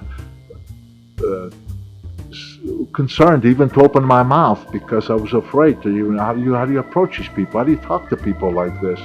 So I was quiet, polite, but I just observed, but I didn't, And that was that night. But then there were more nights to follow. Another night there was not only Sinatra, but Dean Martin, Sammy Davis were there. Another time Peter Lawford was there. I mean, Joey Bishop, another time with them. And I thought, oh my, wow. I always in awe. Then I started meeting some other people that they'd be with, And I even met some people that at the time I was so naive. For example, right at Jullius's, where first time I met Sam Giancana. He was with the singer McGuire. And when I was introduced, I didn't know Sam Giancana. I never even heard the name. But Dorothy McGuire I knew because my wife and I had seen him at the Holiday House here in Pittsburgh, the McGuire sisters. And I was like, fan. I said, wow, Dorothy McGuire. And I'm saying, Miss McGuire, so nice to meet you. I was telling her how my wife and I, and Jilly's saying to me, Bruno, this is Sam Giancana. And I thought to myself, yeah, I said hi. I said, nice meeting you and that. But, well, of course, times later, I found out it was Sam Giancana. Well, just like another time in Long Island, I'm wrestling in Nassau Coliseum. And I kept having this gentleman keep telling me, inviting me to his restaurant. They had a beautiful restaurant in Long Island. And he said, some people would love to meet you and this and that. And I always would have to make excuse because I had to get back to the city because the next morning I'm going someplace. But this one time, he knew that I was going to be in Madison Square Garden on Monday. And this is Sunday. So he said to me, look, after the matches, he said, we'll pick you up. He said, because I know you're going to be in New York tomorrow because you're going to be in the Garden. So he says, come and have dinner over our place because I have some people want to meet you. And then we'll take you back in the city. So they were very nice. They picked me up, and went to this restaurant. And the only thing I thought was weird was when we walked in the restaurant, it looked like a very classy place. And people were there having dinner and what have you. And then we went through. There was a wall, like a painting on it, but this wall opened up.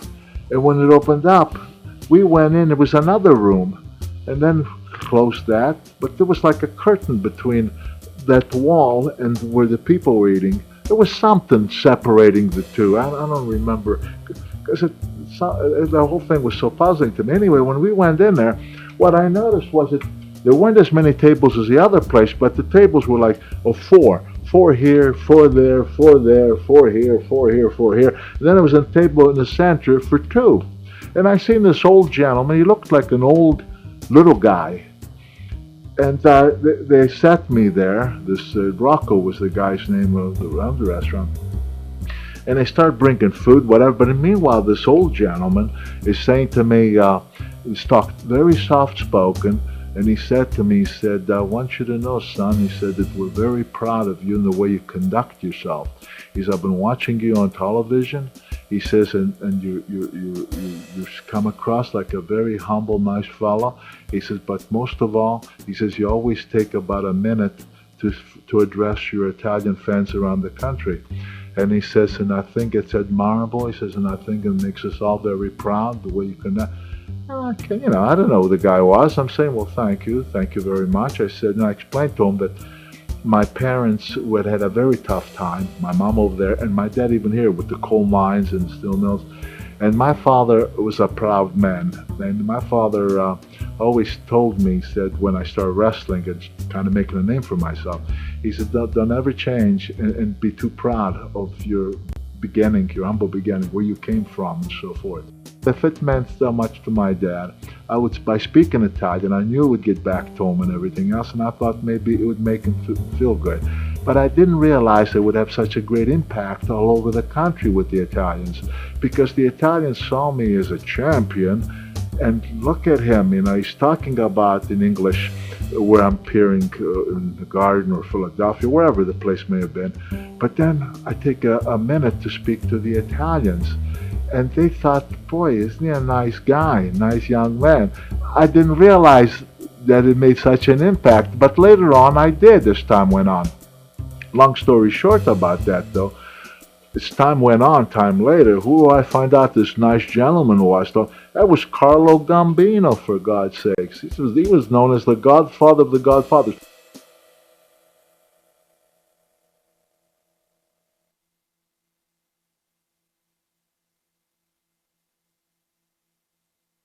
What do you like? I like the wrestle. I like the wrestle, you know. When he got married, he went to the wrestle. And he started, no. Just we like that, no. But we scared because he fly too much, That's what we scared. But for the rest, he done pretty good. We glad, he's champion of the world. Well, as you travel around the globe, you're traveling every single day, mostly by plane, by car, in Japan by the bullet, as we call the train, whatever. And naturally, when you're constantly in that kind of a pace, like I was and so many others were, things happen. And in my case, actually, I was lucky because I could tell story of other people in my business. For example, a fellow that people might remember as Gene Dubuque. He was on a plane going from Las Vegas to Los Angeles, and the plane crashed and everybody on board got killed. And there have been others. There was a crash in the Carolina where a bunch of wrestlers, some of them got killed. And it was another number of times. In my case, I've had close calls too, very close calls. I remember one time being in Brisbane in Australia, and I'm catching a plane to Sydney. And I had left a wake-up call. Now, I'm a guy, my wife will tell you, I don't need wake-up calls. Here in the meantime, I found out that by having overslept and not getting this wake-up call, the flight that I was on took off in time, and as it took off, it exploded, and everybody in it was killed. So you talk about fate. I mean, here, I never need a wake-up call. That particular day, not only did I sleep late, but the wake-up call didn't come true. And I found out about it. I was shocked, but I still had to catch my next plane because I had to go to Sydney. But that stayed with you. That touched you a little bit. But then another time, I'm in Montreal, and I have to go to Philadelphia because we had TV there. And what happened is that in Philadelphia, the airport is closed because of fog. So there was no way I could get there. But the guy told me, he says, well, look he said, that's our last flight to Philadelphia. He says, however, you can fly to Boston, and there are 2 flights later on going to Philadelphia, so it'll still get you to Philadelphia. So, hey, if that was the way I could get to Philly, I'd do it that way. And I called up Philadelphia, the promoters, a guy named Phil Zacco. He was a good guy. I called up and I said, Phil, I got problems. The airport in Philadelphia is closed. I said, I'm going to fly to Boston. And then from Boston, there are 2 flights later. Hopefully the thing will lift, and I'll get into Philadelphia. So I'm going to be a little bit late. He says, okay, he said, fine. He said, we should still be okay if you can get in by such a time, such a time. So I'm heading to the gate to go to Boston, and the agent, who had just, this change, he hollered, and he knew us because we were in and out of those airports so much that they knew most of us guys. And the guy hollers, hey, Bruno. I turned around and said, yeah. He says, he waved me to come back. So I come back. I said, what's the matter? He says, we just got word Philadelphia lifted. So he says, we're gonna go through. Well, I said, okay. So we sat in the plane. Wow, the plane finally take off. When I land in Philadelphia, I take a cab and I make my way to the arena in Philadelphia, in a place called 45th and Market, where we had the arena where we did our TV. When I went there, as I'm walking in, Phil Zacco, the very person I talked to tell him about who I was going to Boston, when he saw me, he jumped almost like he saw a ghost. And he looked at me like, real, and I said, Phil, what's the matter? What's the matter? He says, really you? He says, well, how did you get here? And I said, well, I flew in. He says, why? What's going on? He says, you told me you were going to Boston. I said, yeah. He says, well, that plane that you told me about crashed when it landed and it blew up and everybody got killed. I said, you got to be kidding me. And he says, well, how do you do? How'd you get here? I says, well, I was going to get that plane, and the guy called me back that the thing lifted here, or was about to lift, because it was clear, and they called me back and they put me on that flight. He says, oh my God, he says, everybody here is going to be shocked because everybody thinks you're dead. So that was another scary event that I thought, oh my God. And there was a third one where Danucci was with me, Dominic, I tell you about on this particular trip, and we were going through the train. And as we were traveling, there's a lot of tunnels you go through. There's a lot of mountain areas over there, and you're going through these mountains, you know. And here we went through, and there was a train behind us. We found out later as we got there that an earthquake, you got earthquakes in Japan all the time. It actually went right at that area where it created such a focus that it crashed this tunnel, and this train got crushed. And all these people, many people in there were all killed. And we had just gone through that tunnel just before that happened. So you know, looking back, man, you think, you know, that's fate. Somebody's looking over you. I don't know. But you do have these kind of incidents. I've known of other incidents where I wasn't involved, but I know people that lost their lives. So I was very, you know, what can you say? You're very lucky.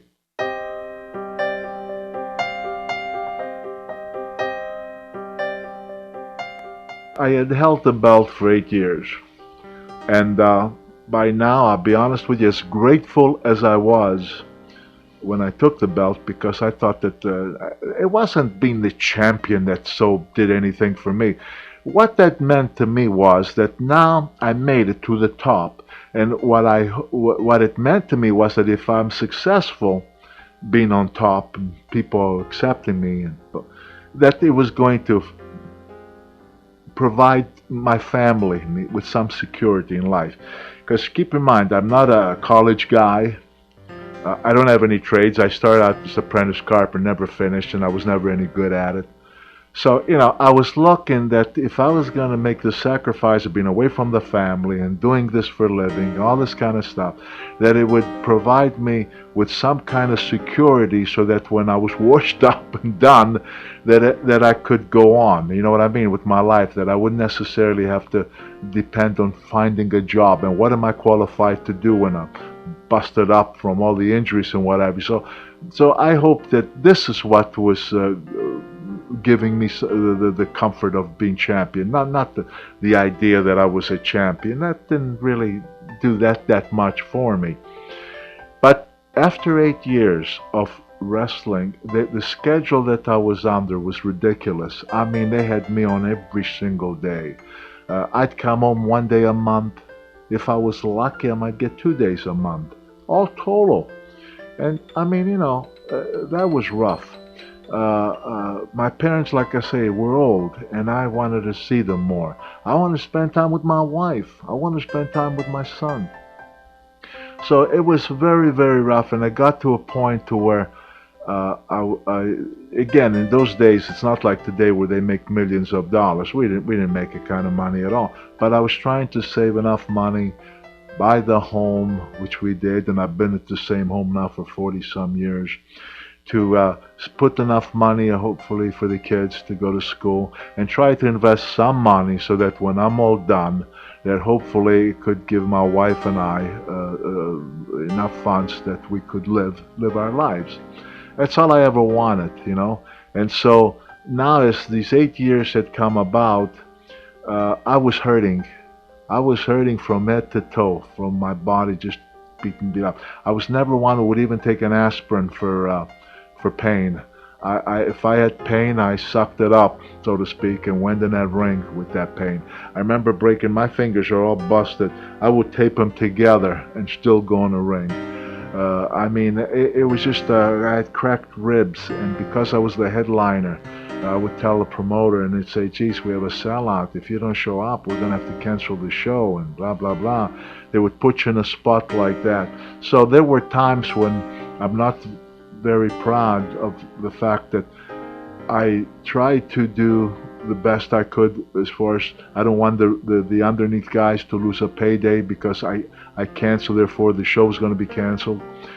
I tried to fulfill my commitments, but at the same time, sometimes I used to feel like because of the situation, I wasn't exactly my old self to where people who had paid the buck to see me, I would feel in my own head at least that they didn't get their money's worth. That used to bother me because the one thing I prided myself was I always kept myself in such shape that I went in the ring, I always wanted the feeling, and when the people left that night, they said, man, that was really worth it, that was really great. And most of the time, it's exactly the way it was. But unfortunately, you ran into tough situations where, and so it became harder and harder. And then I came to the point where I felt like I don't belong here anymore. I am not in a situation to be what I was or what I could still be, but because of this and because of that, the back, the elbows, so many things that were bothering me, and I said, it's time to let go.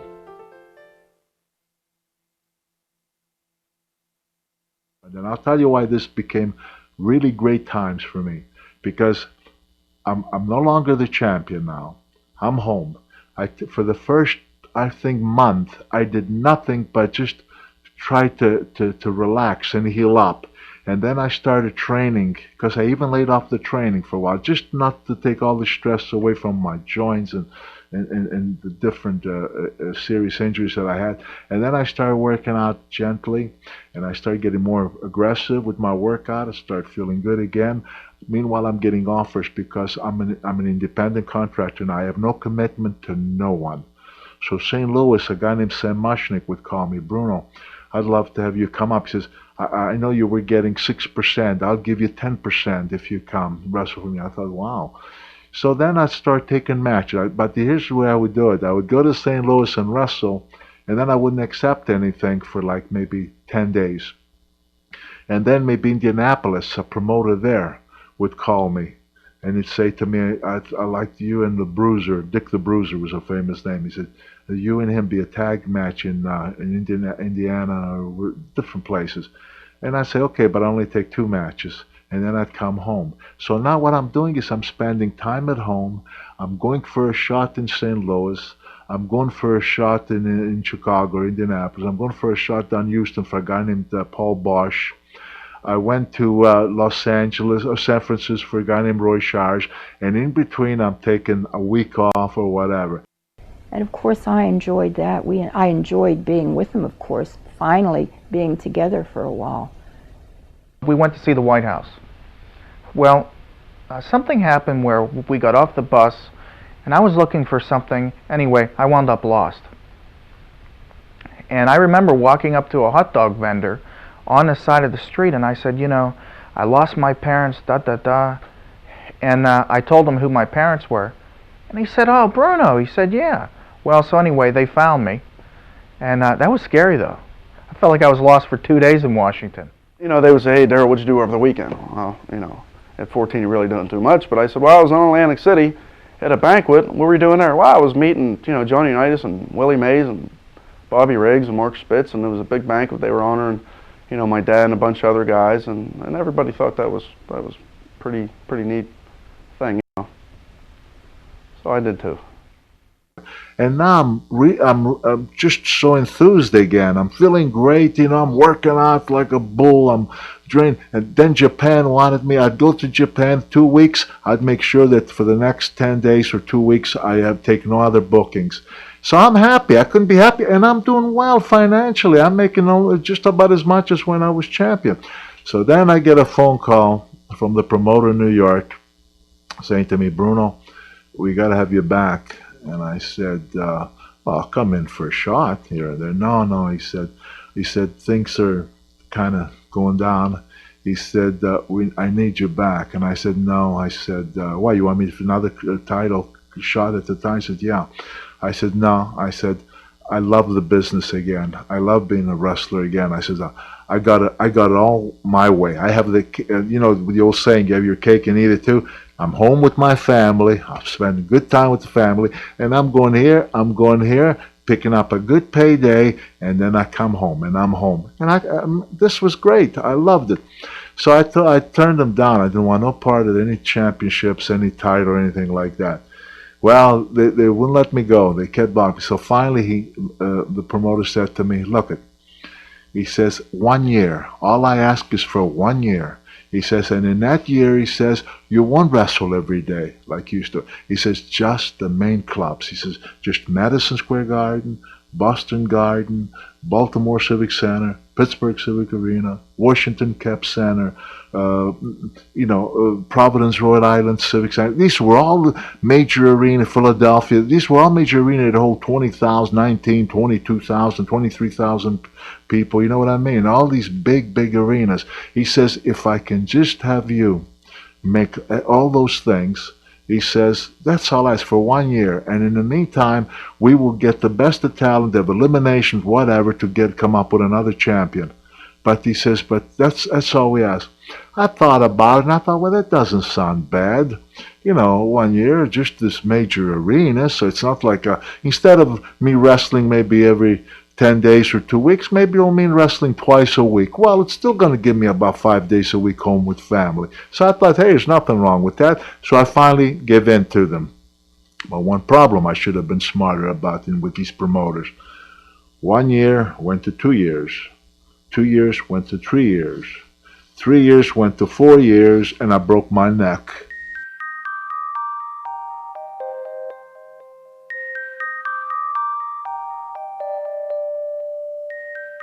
The particular night then that I got hurt in Madison Square Garden, and they called the ambulance, Bernie Spiegel came he got on the ambulance, and he came right there with me at the hospital along with a couple other people.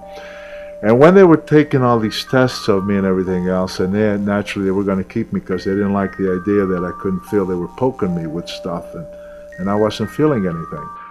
But the first thing that came to my mind, not so much my wife and my kid, even though, don't get me wrong, of course they're my wife and my kid, but it was my parents, because my parents by now are in their upper 80s. And I thought, if my parents hear that I'm in New York with a seriously injured neck, because at the time I don't know how serious my neck, but I knew it was serious. Everybody knew it was serious. And I thought, they will die. I said, I can't have this. I have to get back. So they had taken some preliminary tests, and I remember the guy saying about the preliminary x-rays or whatever they did showed that the 6th and 7th cervical vertebrae were broken. And they said that this was very risky because it was pressing against the cord. That's why I couldn't feel anything. But if those bones cut the cord, I'd be paralyzed from the neck down. So they wouldn't release me. And I said to Bernie, I said, look, you're my lawyer. Get whatever it is that will take the responsibility off them, because that's what they're concerned about. I said, but I have to go home. I have to go to Pittsburgh. And meanwhile, there had been a phone call made to my wife, who in turn called my daughter, Civitrice, Dr. Louis Civitrice, and they were waiting for me in front of the hospital. And when I pulled up, I just left the car on the street light, and he was angry. He was very angry because he was a good friend. He was a good guy. And he was angry because didn't I understand the seriousness of this. They took me in, now they braced me up, they did all these kind of things, they put me in. Then of course they took all the tests and found out. He says I came within a millimeter of being paralyzed from the neck down. But as risky and stupid as the whole thing may have been, the fact are that it did make the news, was all over the news, and in Pittsburgh all the stations were announcing it, that Bruno Sammartino suffered a broken neck and all this kind of stuff. My parents were brought over by my sister to the hospital so that they saw me, and but you should see what they had on me at the time. I had this gadget on me. It looked pretty lousy.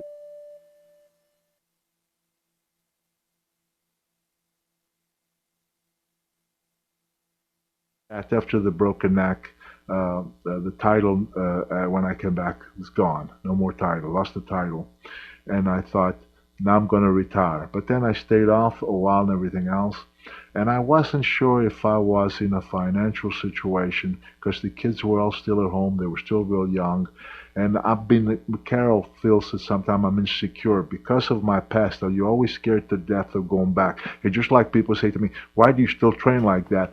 I know what it's like to be so sickly. I know what it's like to have been so weak. And it was ugly. It was terrible. So you're driven to try to stay healthy. Obviously you can't. I can't be what I was, that the age and everything else. But I want to be the best I can be, even now. And same thing financially. I was never greedy. I was never one who wanted to be rich, but I wanted to have enough that I felt that I didn't have to worry about where my next meal is coming from. When I healed from the broken neck, there was a match that came up between Antonio Inoki, a Japanese wrestler, and Muhammad Ali, a boxer versus wrestler match. Well, they wanted, originally, they were trying to make a match between me and Muhammad Ali, which we believed it would have been a real box office bonanza. But what happened was Ali's camp made the big demands for those days. He won a $6 million guarantee. A guy named Bob Arum was going to be the promoter of this. Well, the promoters couldn't come up with that kind of money. They tried to see if the other promoters around the country would invest into this project so that they could raise the money to satisfy Ali's camp, because they thought that everybody would be rewarded because that's how much they believed that this thing could do, box office wise. But they couldn't come up with the $6 million. A lot of promoters felt that they wasn't going to benefit them, even if the success was going to go to the big promoters in New York, and they figured, like, why should they help out in that? Long story short, it didn't happen, but when the Japanese, who were heavyweights with the television companies and that owned the wrestling rights and all that kind of stuff, when they heard about that, they came back and they said, we'll guarantee you that kind of money with our wrestler. Our top guy was Antonio Inoki. Well, there was one problem with Antonio Inoki. He may have been known in Japan, but he wasn't known anyplace else. So as a result of that, when they made that match, and this is a time after I broke my neck, I'm still in the hospital. And all of a sudden, all the preliminaries are showing that this match has got no interest. It's not selling any tickets. And the promoter in New York had made, well, I don't know if you'd call it a mistake, because he believed at the time was okay. He had made a commitment with Bob Arum on closed circuit throughout the Northeast, and he committed X amount of money for the closed circuit rights. Well, the thing ain't selling. All the money he's got committed to, he stands to lose it. And if he lost that, it would have put his company in jeopardy. I mean, real serious business. So they called me at the hospital, and they said, if we don't make a return match between you and Hansen, the guy who broke my neck, he says, we could go into bankruptcy. I said, you want me to commit to a match? I said, I'm in hearing. He said, look, it's going to be 6 weeks away. I said, 6 weeks away? I said, that's... Well, anyway, Dr. Louis Civitrice heard from a nurse saying that I was getting these calls on a regular basis. So he said the next time he gets a call me, told the nurse, because the nurse used to hold the phone on my ear.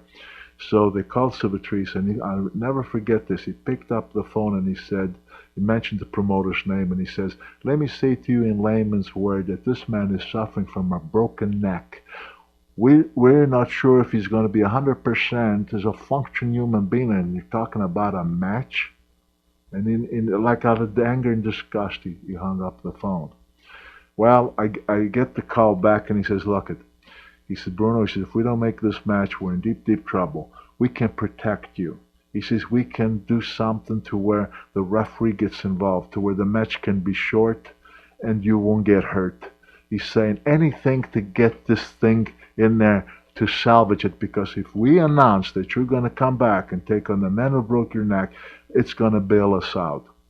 I'll tell you what kind of an idiot I was. I felt bad. I felt bad about this. I felt bad at the notion that I'm believing them, that they could put themselves in such financial stress that it could affect the industry, really that bad. So I said, let me see. I said, what kind of shape, what I'm going to be like. I said, I'll probably get out of here in a couple of weeks. I said, then it leaves 4 weeks. I said, let me see if I'm in any kind of shape to that can do any kind. So now that gave him hope. He says, well, I'm going to go ahead and announce the match. I says, well, I'm not guaranteed it's going to take place. He says, I have to announce it. We're dead. He announced it. When he announced it, this closed circuit thing, all of a sudden, man, it went on fire. And they really were selling tickets. Now the question of my daughter, my family, they were mad. My gosh, they were all mad at me. Are you out of your mind? What is wrong with you? Are you crazy? So anyway, I said, I think I can pull this off. I really think I can pull this off. So I asked the promoter what my deal was going to be. He told me that they were going to give me 10% of the gate. This was going to be at Shea Stadium, by the way. But I was also promised that I was going to be taking care of all the closed circuit places, okay? There again, it goes to show you how people, they seem so grateful, but then when it comes to the bottom line, you find out what the people are what they are. Because I came in, sold out Shea Stadium. The match was real quick because what had happened was it never took place, because as soon as my opponent came, I started kicking him and punching him in the bloody nose and stuff, and the referee stops the match. And the match is over, and people didn't care. They loved it. They just loved to see Bruno back and that he was back again and so forth, and so they loved it, and nobody cared. They were cheering like crazy, even though the match lasted maybe 2 minutes, if that long. They were just thrilled to death. I couldn't believe it. My God, that place went wild. So then, I come back home, and I'm back for therapy and all this kind of stuff in my neck. And when I got paid, I got my 10% for Shea Stadium, but not 1 red cent from all the closed circuit places. And when I complained about it, the promoter said, well, Bob Arum wouldn't go for it. I said, well, if Bob Arum wouldn't go for it, why was I told in advance that that was going to be part of the deal? But that's the way it went. But at least I can say that I saved the day, because the thing really did well. And then after that, I didn't wrestle for a good while, but then I started taking a few matches here and there. Again, the promoters were calling me from all over. And then finally I thought, nah, it's time to get out. I said, I'm getting older now. I was in my early 40s. And they were building the Meadowland, the famous Meadowland in New Jersey. And this was going to be a big arena in a garden. It was going to hold 24,000 plus people. So they asked me if I would open it for wrestling. And I said, it was due at a certain date. I don't remember the exact date, but I said, yeah. And then what happened, they had construction delays. There were some problems going on. And now it's taking longer. And I committed to it, but I was getting frustrated because, long story short, it took about 7-8 months before the thing was finally settled and ready to go. I stuck around that long. I took some matches, St. Louis, Indianapolis, went to Los Angeles, and just the matches here and there, but I was spending most of my time at home.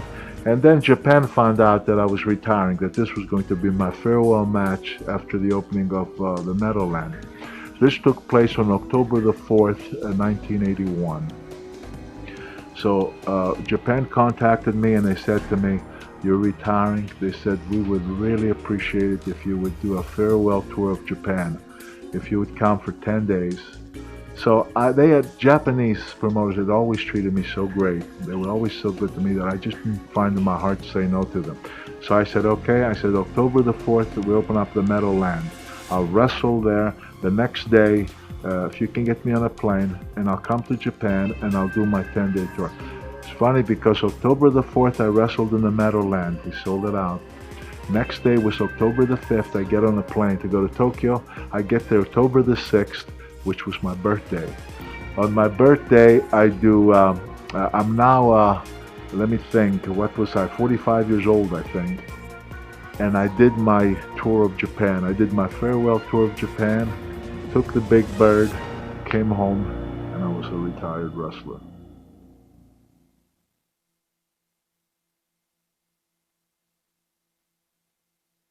I come home, I'm a retired guy. This was in 1981. In 1984, I get a call from a promoter from New York. His father had passed away.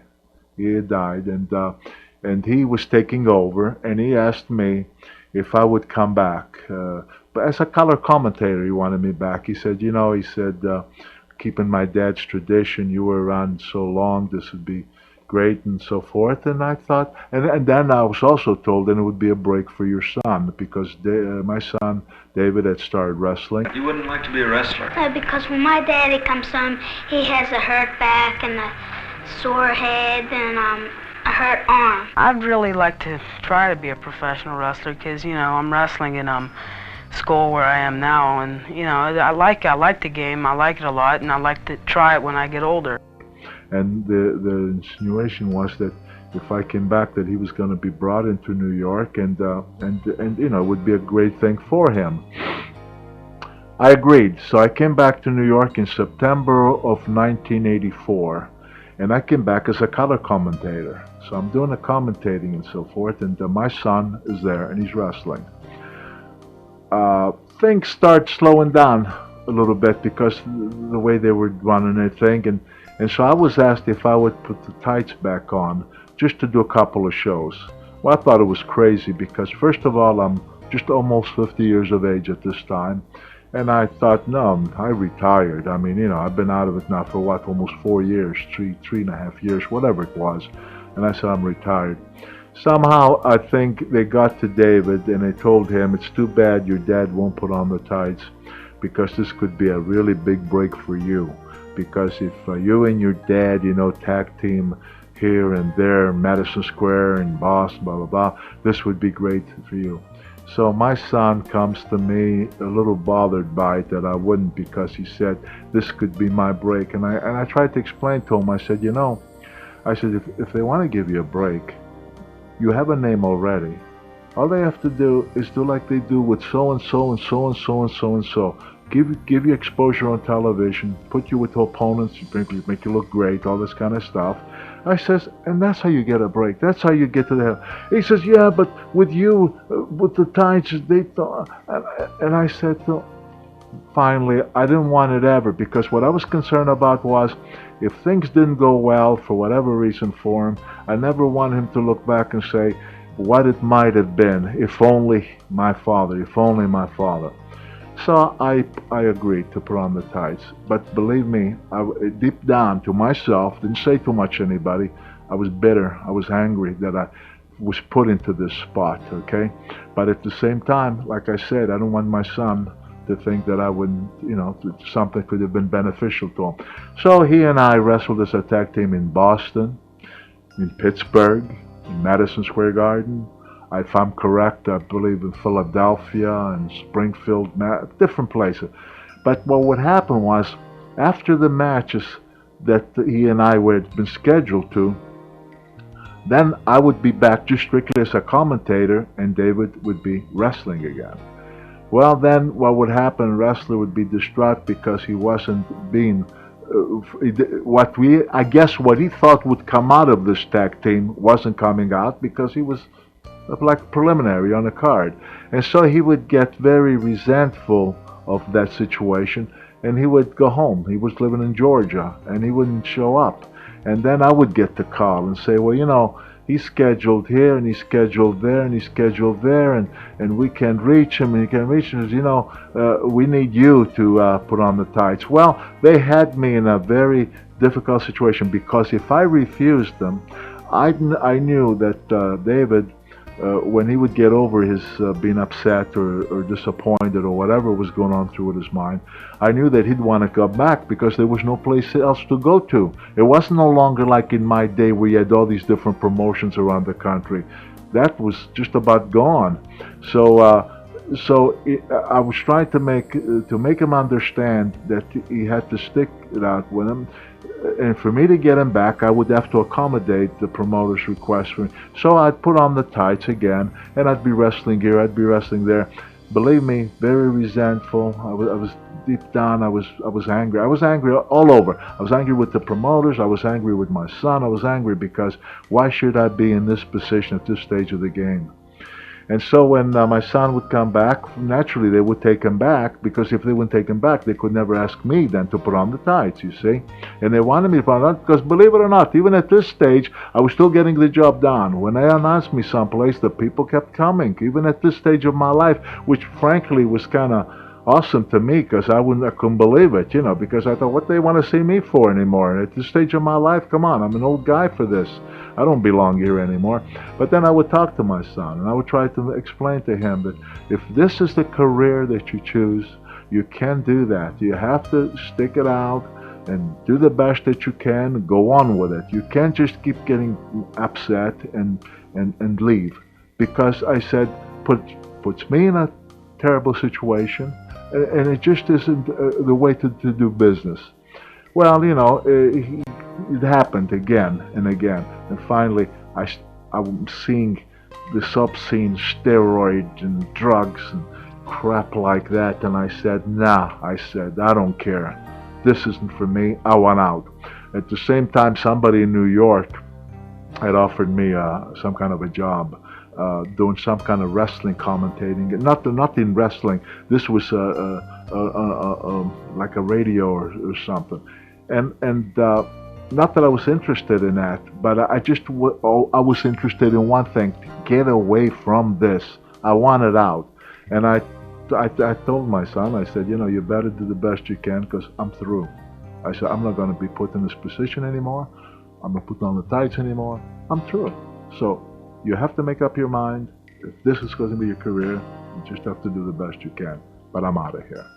I contacted the promoter. I tried anyway. It was a very hard time. They were avoiding me.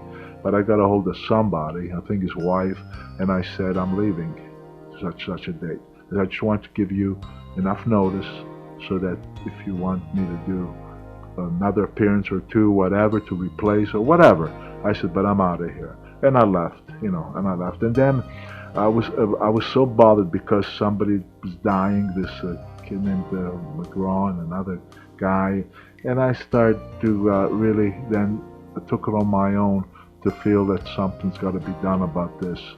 So I started speaking out, and then I started getting interviews with newspapers. I was on radio programs, then on television. I went with the promoter on Larry King's show and the Donahue show. I was interviewed by Geraldo Rivera's show, and I did other TV shows like Hard Copy. What was some? I don't even remember a lot of those television shows, but I was in all of them, and I was really, really going all out because I wanted something to be done that would conduct some kind of testing, independent, not within the organization, but like maybe through the State Athletic Commission or maybe whatever, to try to curb the situation. But you know what? I bet you for over a year I appeared, I don't know how many television shows, how many radio shows, how many newspaper. I felt I finally reached the point where I thought, there is no place else I can go with this. I have done everything and everything. I was getting no support from nobody. Nobody wanted to back me up on this. Everybody was afraid that if they spoke up, that there were going to be any outs with the wrestling organization, and always fearful because you always might be called for an appearance or this or that, and they weren't going to lose out on a payday or whatever to get on this side or this side. And of course, I became the pariah as far as a lot of the wrestlers and wrestling promoters, because the wrestlers who were the users of these drugs, they resented me for speaking out so much, and the promoters, of course, they didn't like me for the havoc, I guess, it was causing them to a certain degree. But you know, after you've gone through and through and through all this again, there finally came a time where I said, well, there's no place else for me to go here. If anybody would hear me, but I was a lonely voice. When you're one lonely voice, sometimes, you know, it's and that's what happened. And so I finally got out of it. And when I got out of it, I thought it's time for me to put that part of my life behind me and go on with the rest of my life. As Chuck Noll used to say in football, it's time to go on with the rest of your life. And that's what I did. And so I've been content with that. I really have.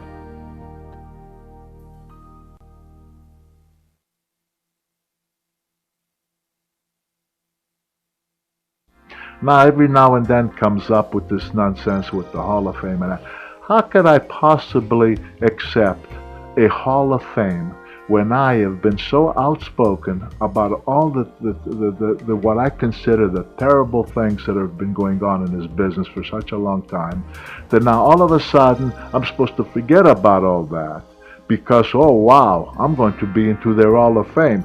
To me, that's as hypocritical as you can get. If you believe in something, if you believe in it strong enough, then you have to stand by that. And if you don't stand by it, then you are a hypocrite. And so, first of all, but people say, yeah, but it's the Hall of Fame. Well, what is the Hall of Fame? To me, I run into situations where I make an appearance now and then where people come to me and they'll say things to me like, hey, Bruno, I used to really love watching you all those years ago. Or some people are younger, like maybe in their 40s, say to me, man, you were a terrific role model for me. When I hear people talk like that, that to me beats any Hall of Fame. Because if you made that much of an impact on other people, that in some way you brought something positive in their lives, how big is that? So to me, I'm very at peace with where I'm at in my life. And as far as Hall of Fames, I've been told in I am in some Hall of Fames that I'm proud of. The Dapper's Den in Pittsburgh, one of the greatest organizations, they have inducted me into their Hall of Fame. I'm grateful and proud of that. The Italian American Sports Hall of Fame, of course, I'm very proud of that. But these are honorable organizations that one can be proud to be part of. But when we're talking about the wrestling organizations that want to induct me, I loved the business when I was in it, but with everything that's come to it, everything that they've done to it, all the embarrassing and ugliness of it that has come about, that to me, to be into that Hall of Fame, I'd be ashamed of it. I would absolutely be ashamed. So I'm proud of the Hall of Fames that I'm in, and I'm proud not to be part of that Hall of Fame as well.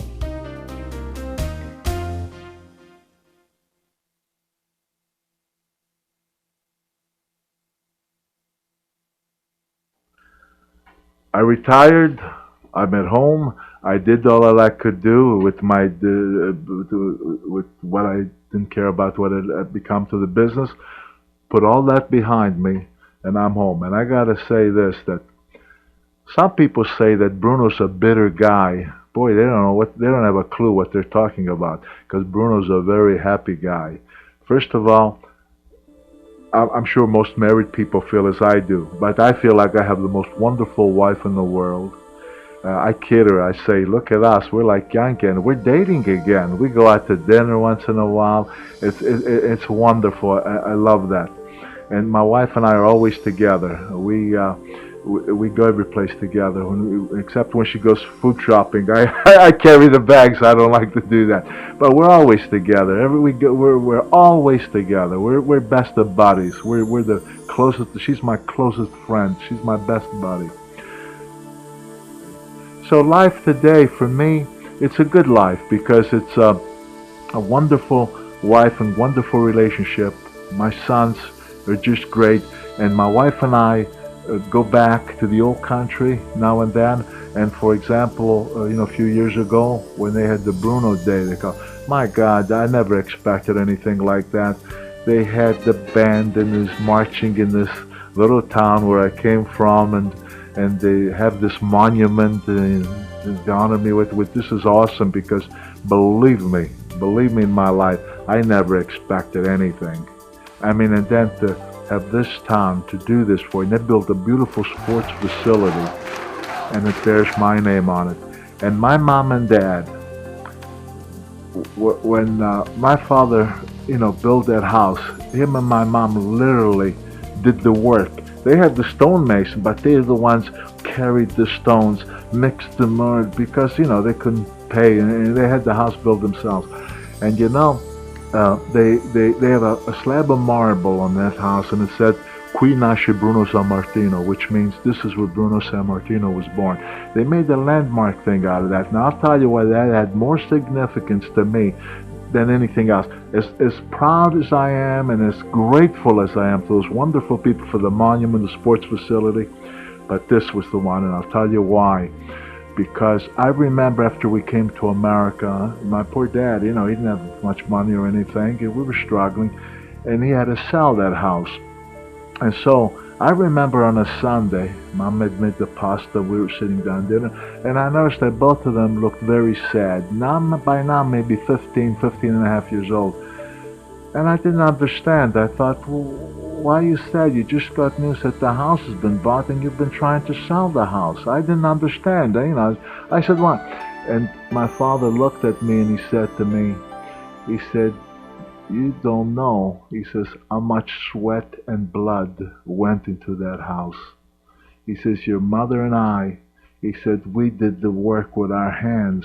The only thing we didn't do was put the stone on top of stone, because I'm not so, but every stone that's there, we carried, we brought over, we mixed on oranges. He says, and that house was our home. We built it. He said, and I had to sell it because I needed this money. He said, but they're crushed. And I never forgot that. And so when they honored me in Italy, and then they did the monument, then the sports facility, and then we come to the house.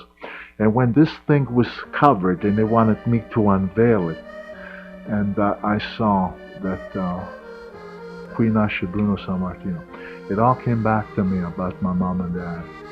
And as I stood back and I got very choked up, very emotional, and all I could think was, I hope that Mom and Pop can see this, because now they'll know that their name, Sammartino, will always be here where they worked so hard to get this thing up.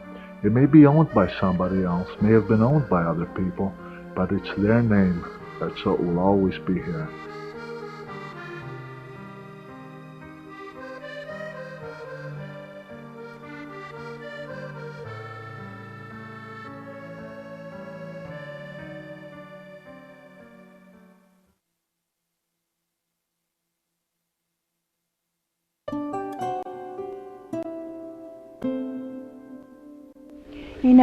Bruno and I were very, very lucky. We both had wonderful parents, and his parents loved me and my parents loved Bruno. And who wouldn't love his mother? Oh, Bruno's mother and dad, they were wonderful people. And Bruno was of course very, very, very close with his parents, but especially his mother. It's fair to say he was very close with his mother. And her and my mother-in-law didn't speak English, just a few, very few little words here and there. And she used to try to teach me little words, but even though we couldn't actually speak to one another, we got our points across. And she was a wonderful woman, very, very humble and very sweet and very down to earth. And she was she'd see me and put her arms around me, and she was just a lovely, wonderful person. My dad's mom, Mama, as we all called her, just like Danny would say, we would go over there and you had to eat a biscuit and you had to drink a Pepsi as soon as you walked through the door. And Mama was the same way, very, very loving. And a funny story with Mama was, I can't speak Italian. I can understand certain words. So we would be over there and Mama would be, sit next to me, and I would look at Mama with my dad there, and I would pretend like I was talking Italian. I would start going like, hey, Mom. She'd be like, yeah, Dad. I'm like, quale si farà un. And she thought that was I would just make it up. And she thought that was she would get such a kick out of it, and because I would see her keep laughing like that, I would keep going on with it. When I would think of my grandmother while she was still living, I saw an older woman. And it's unreal to think, at 50 years of age, when they were going through the war, that this woman would actually sneak down a mountain, take food from her own house, climb back up the mountain, get shot at, get stabbed. I mean, that's unbelievable what they went through. I think that's what made my father so tough, though, is because he did go through those hard times, and there was nothing that was going to ever be harder than that. So I think that developed a lot of character in him. They had a very close relationship, extremely close. And they went through hell and back together. They really did. I'll never forget the last day when we buried her. I will never in my life forget that when we were driving, when we all got in a limousine, there my dad was, as strong of a man as he is, like a little kid waving back at her, saying goodbye. You know, I've been asked, what kind of an impact did my mom have on my life? When I think about it, my whole life has been my mom, because of my mom. And what I say by that is because remembering my youth, remembering as a little boy, and remembering the sacrifice my mom made, remember what hell she went through, remembering everything about it, that it gave me, I think, the desire, the will to move forward. I think sometimes the discipline that I had through my workout, even through the pain when I was wrestling and all that, it was all due to my mom. Because one thing I know, that I would never dare complain too much, because no matter what agony I may have gone through, no matter, you know, pain and suffering or whatever that, I know that none of it could compare to the sacrifices that my mom made. And therefore, I always felt that, you know, anything and everything that I do, I absolutely want to be the best, because my mom was so proud of me. My mom was so proud whenever she would run into people and they'd say, "This is Bruno Sammartino's mother." And she was so proud, you know, and I thought, man, I never would want to do anything that would take away from that. And therefore, I think that most everything I did in my life, I would say I wanted to be that I know mom would be happy about this. I know mom would be proud about this. And I don't think I would do anything intentionally. I would not do anything that I would feel would have brought shame to my mom, dishonor to my mom, or anything like that. Because if I ever did that, God knows I'd be destroyed. Because if there's one person that I would never have wanted to hurt in my life in any way, shape, or form, was my mom. Because I felt that if I lived 3 lifetimes, I could never compensate for all that she did to me. Because my mom, I've said before, she's given me 2 lives. When I was born, she gave me life. But I should have been dead. And I didn't die because of my mom.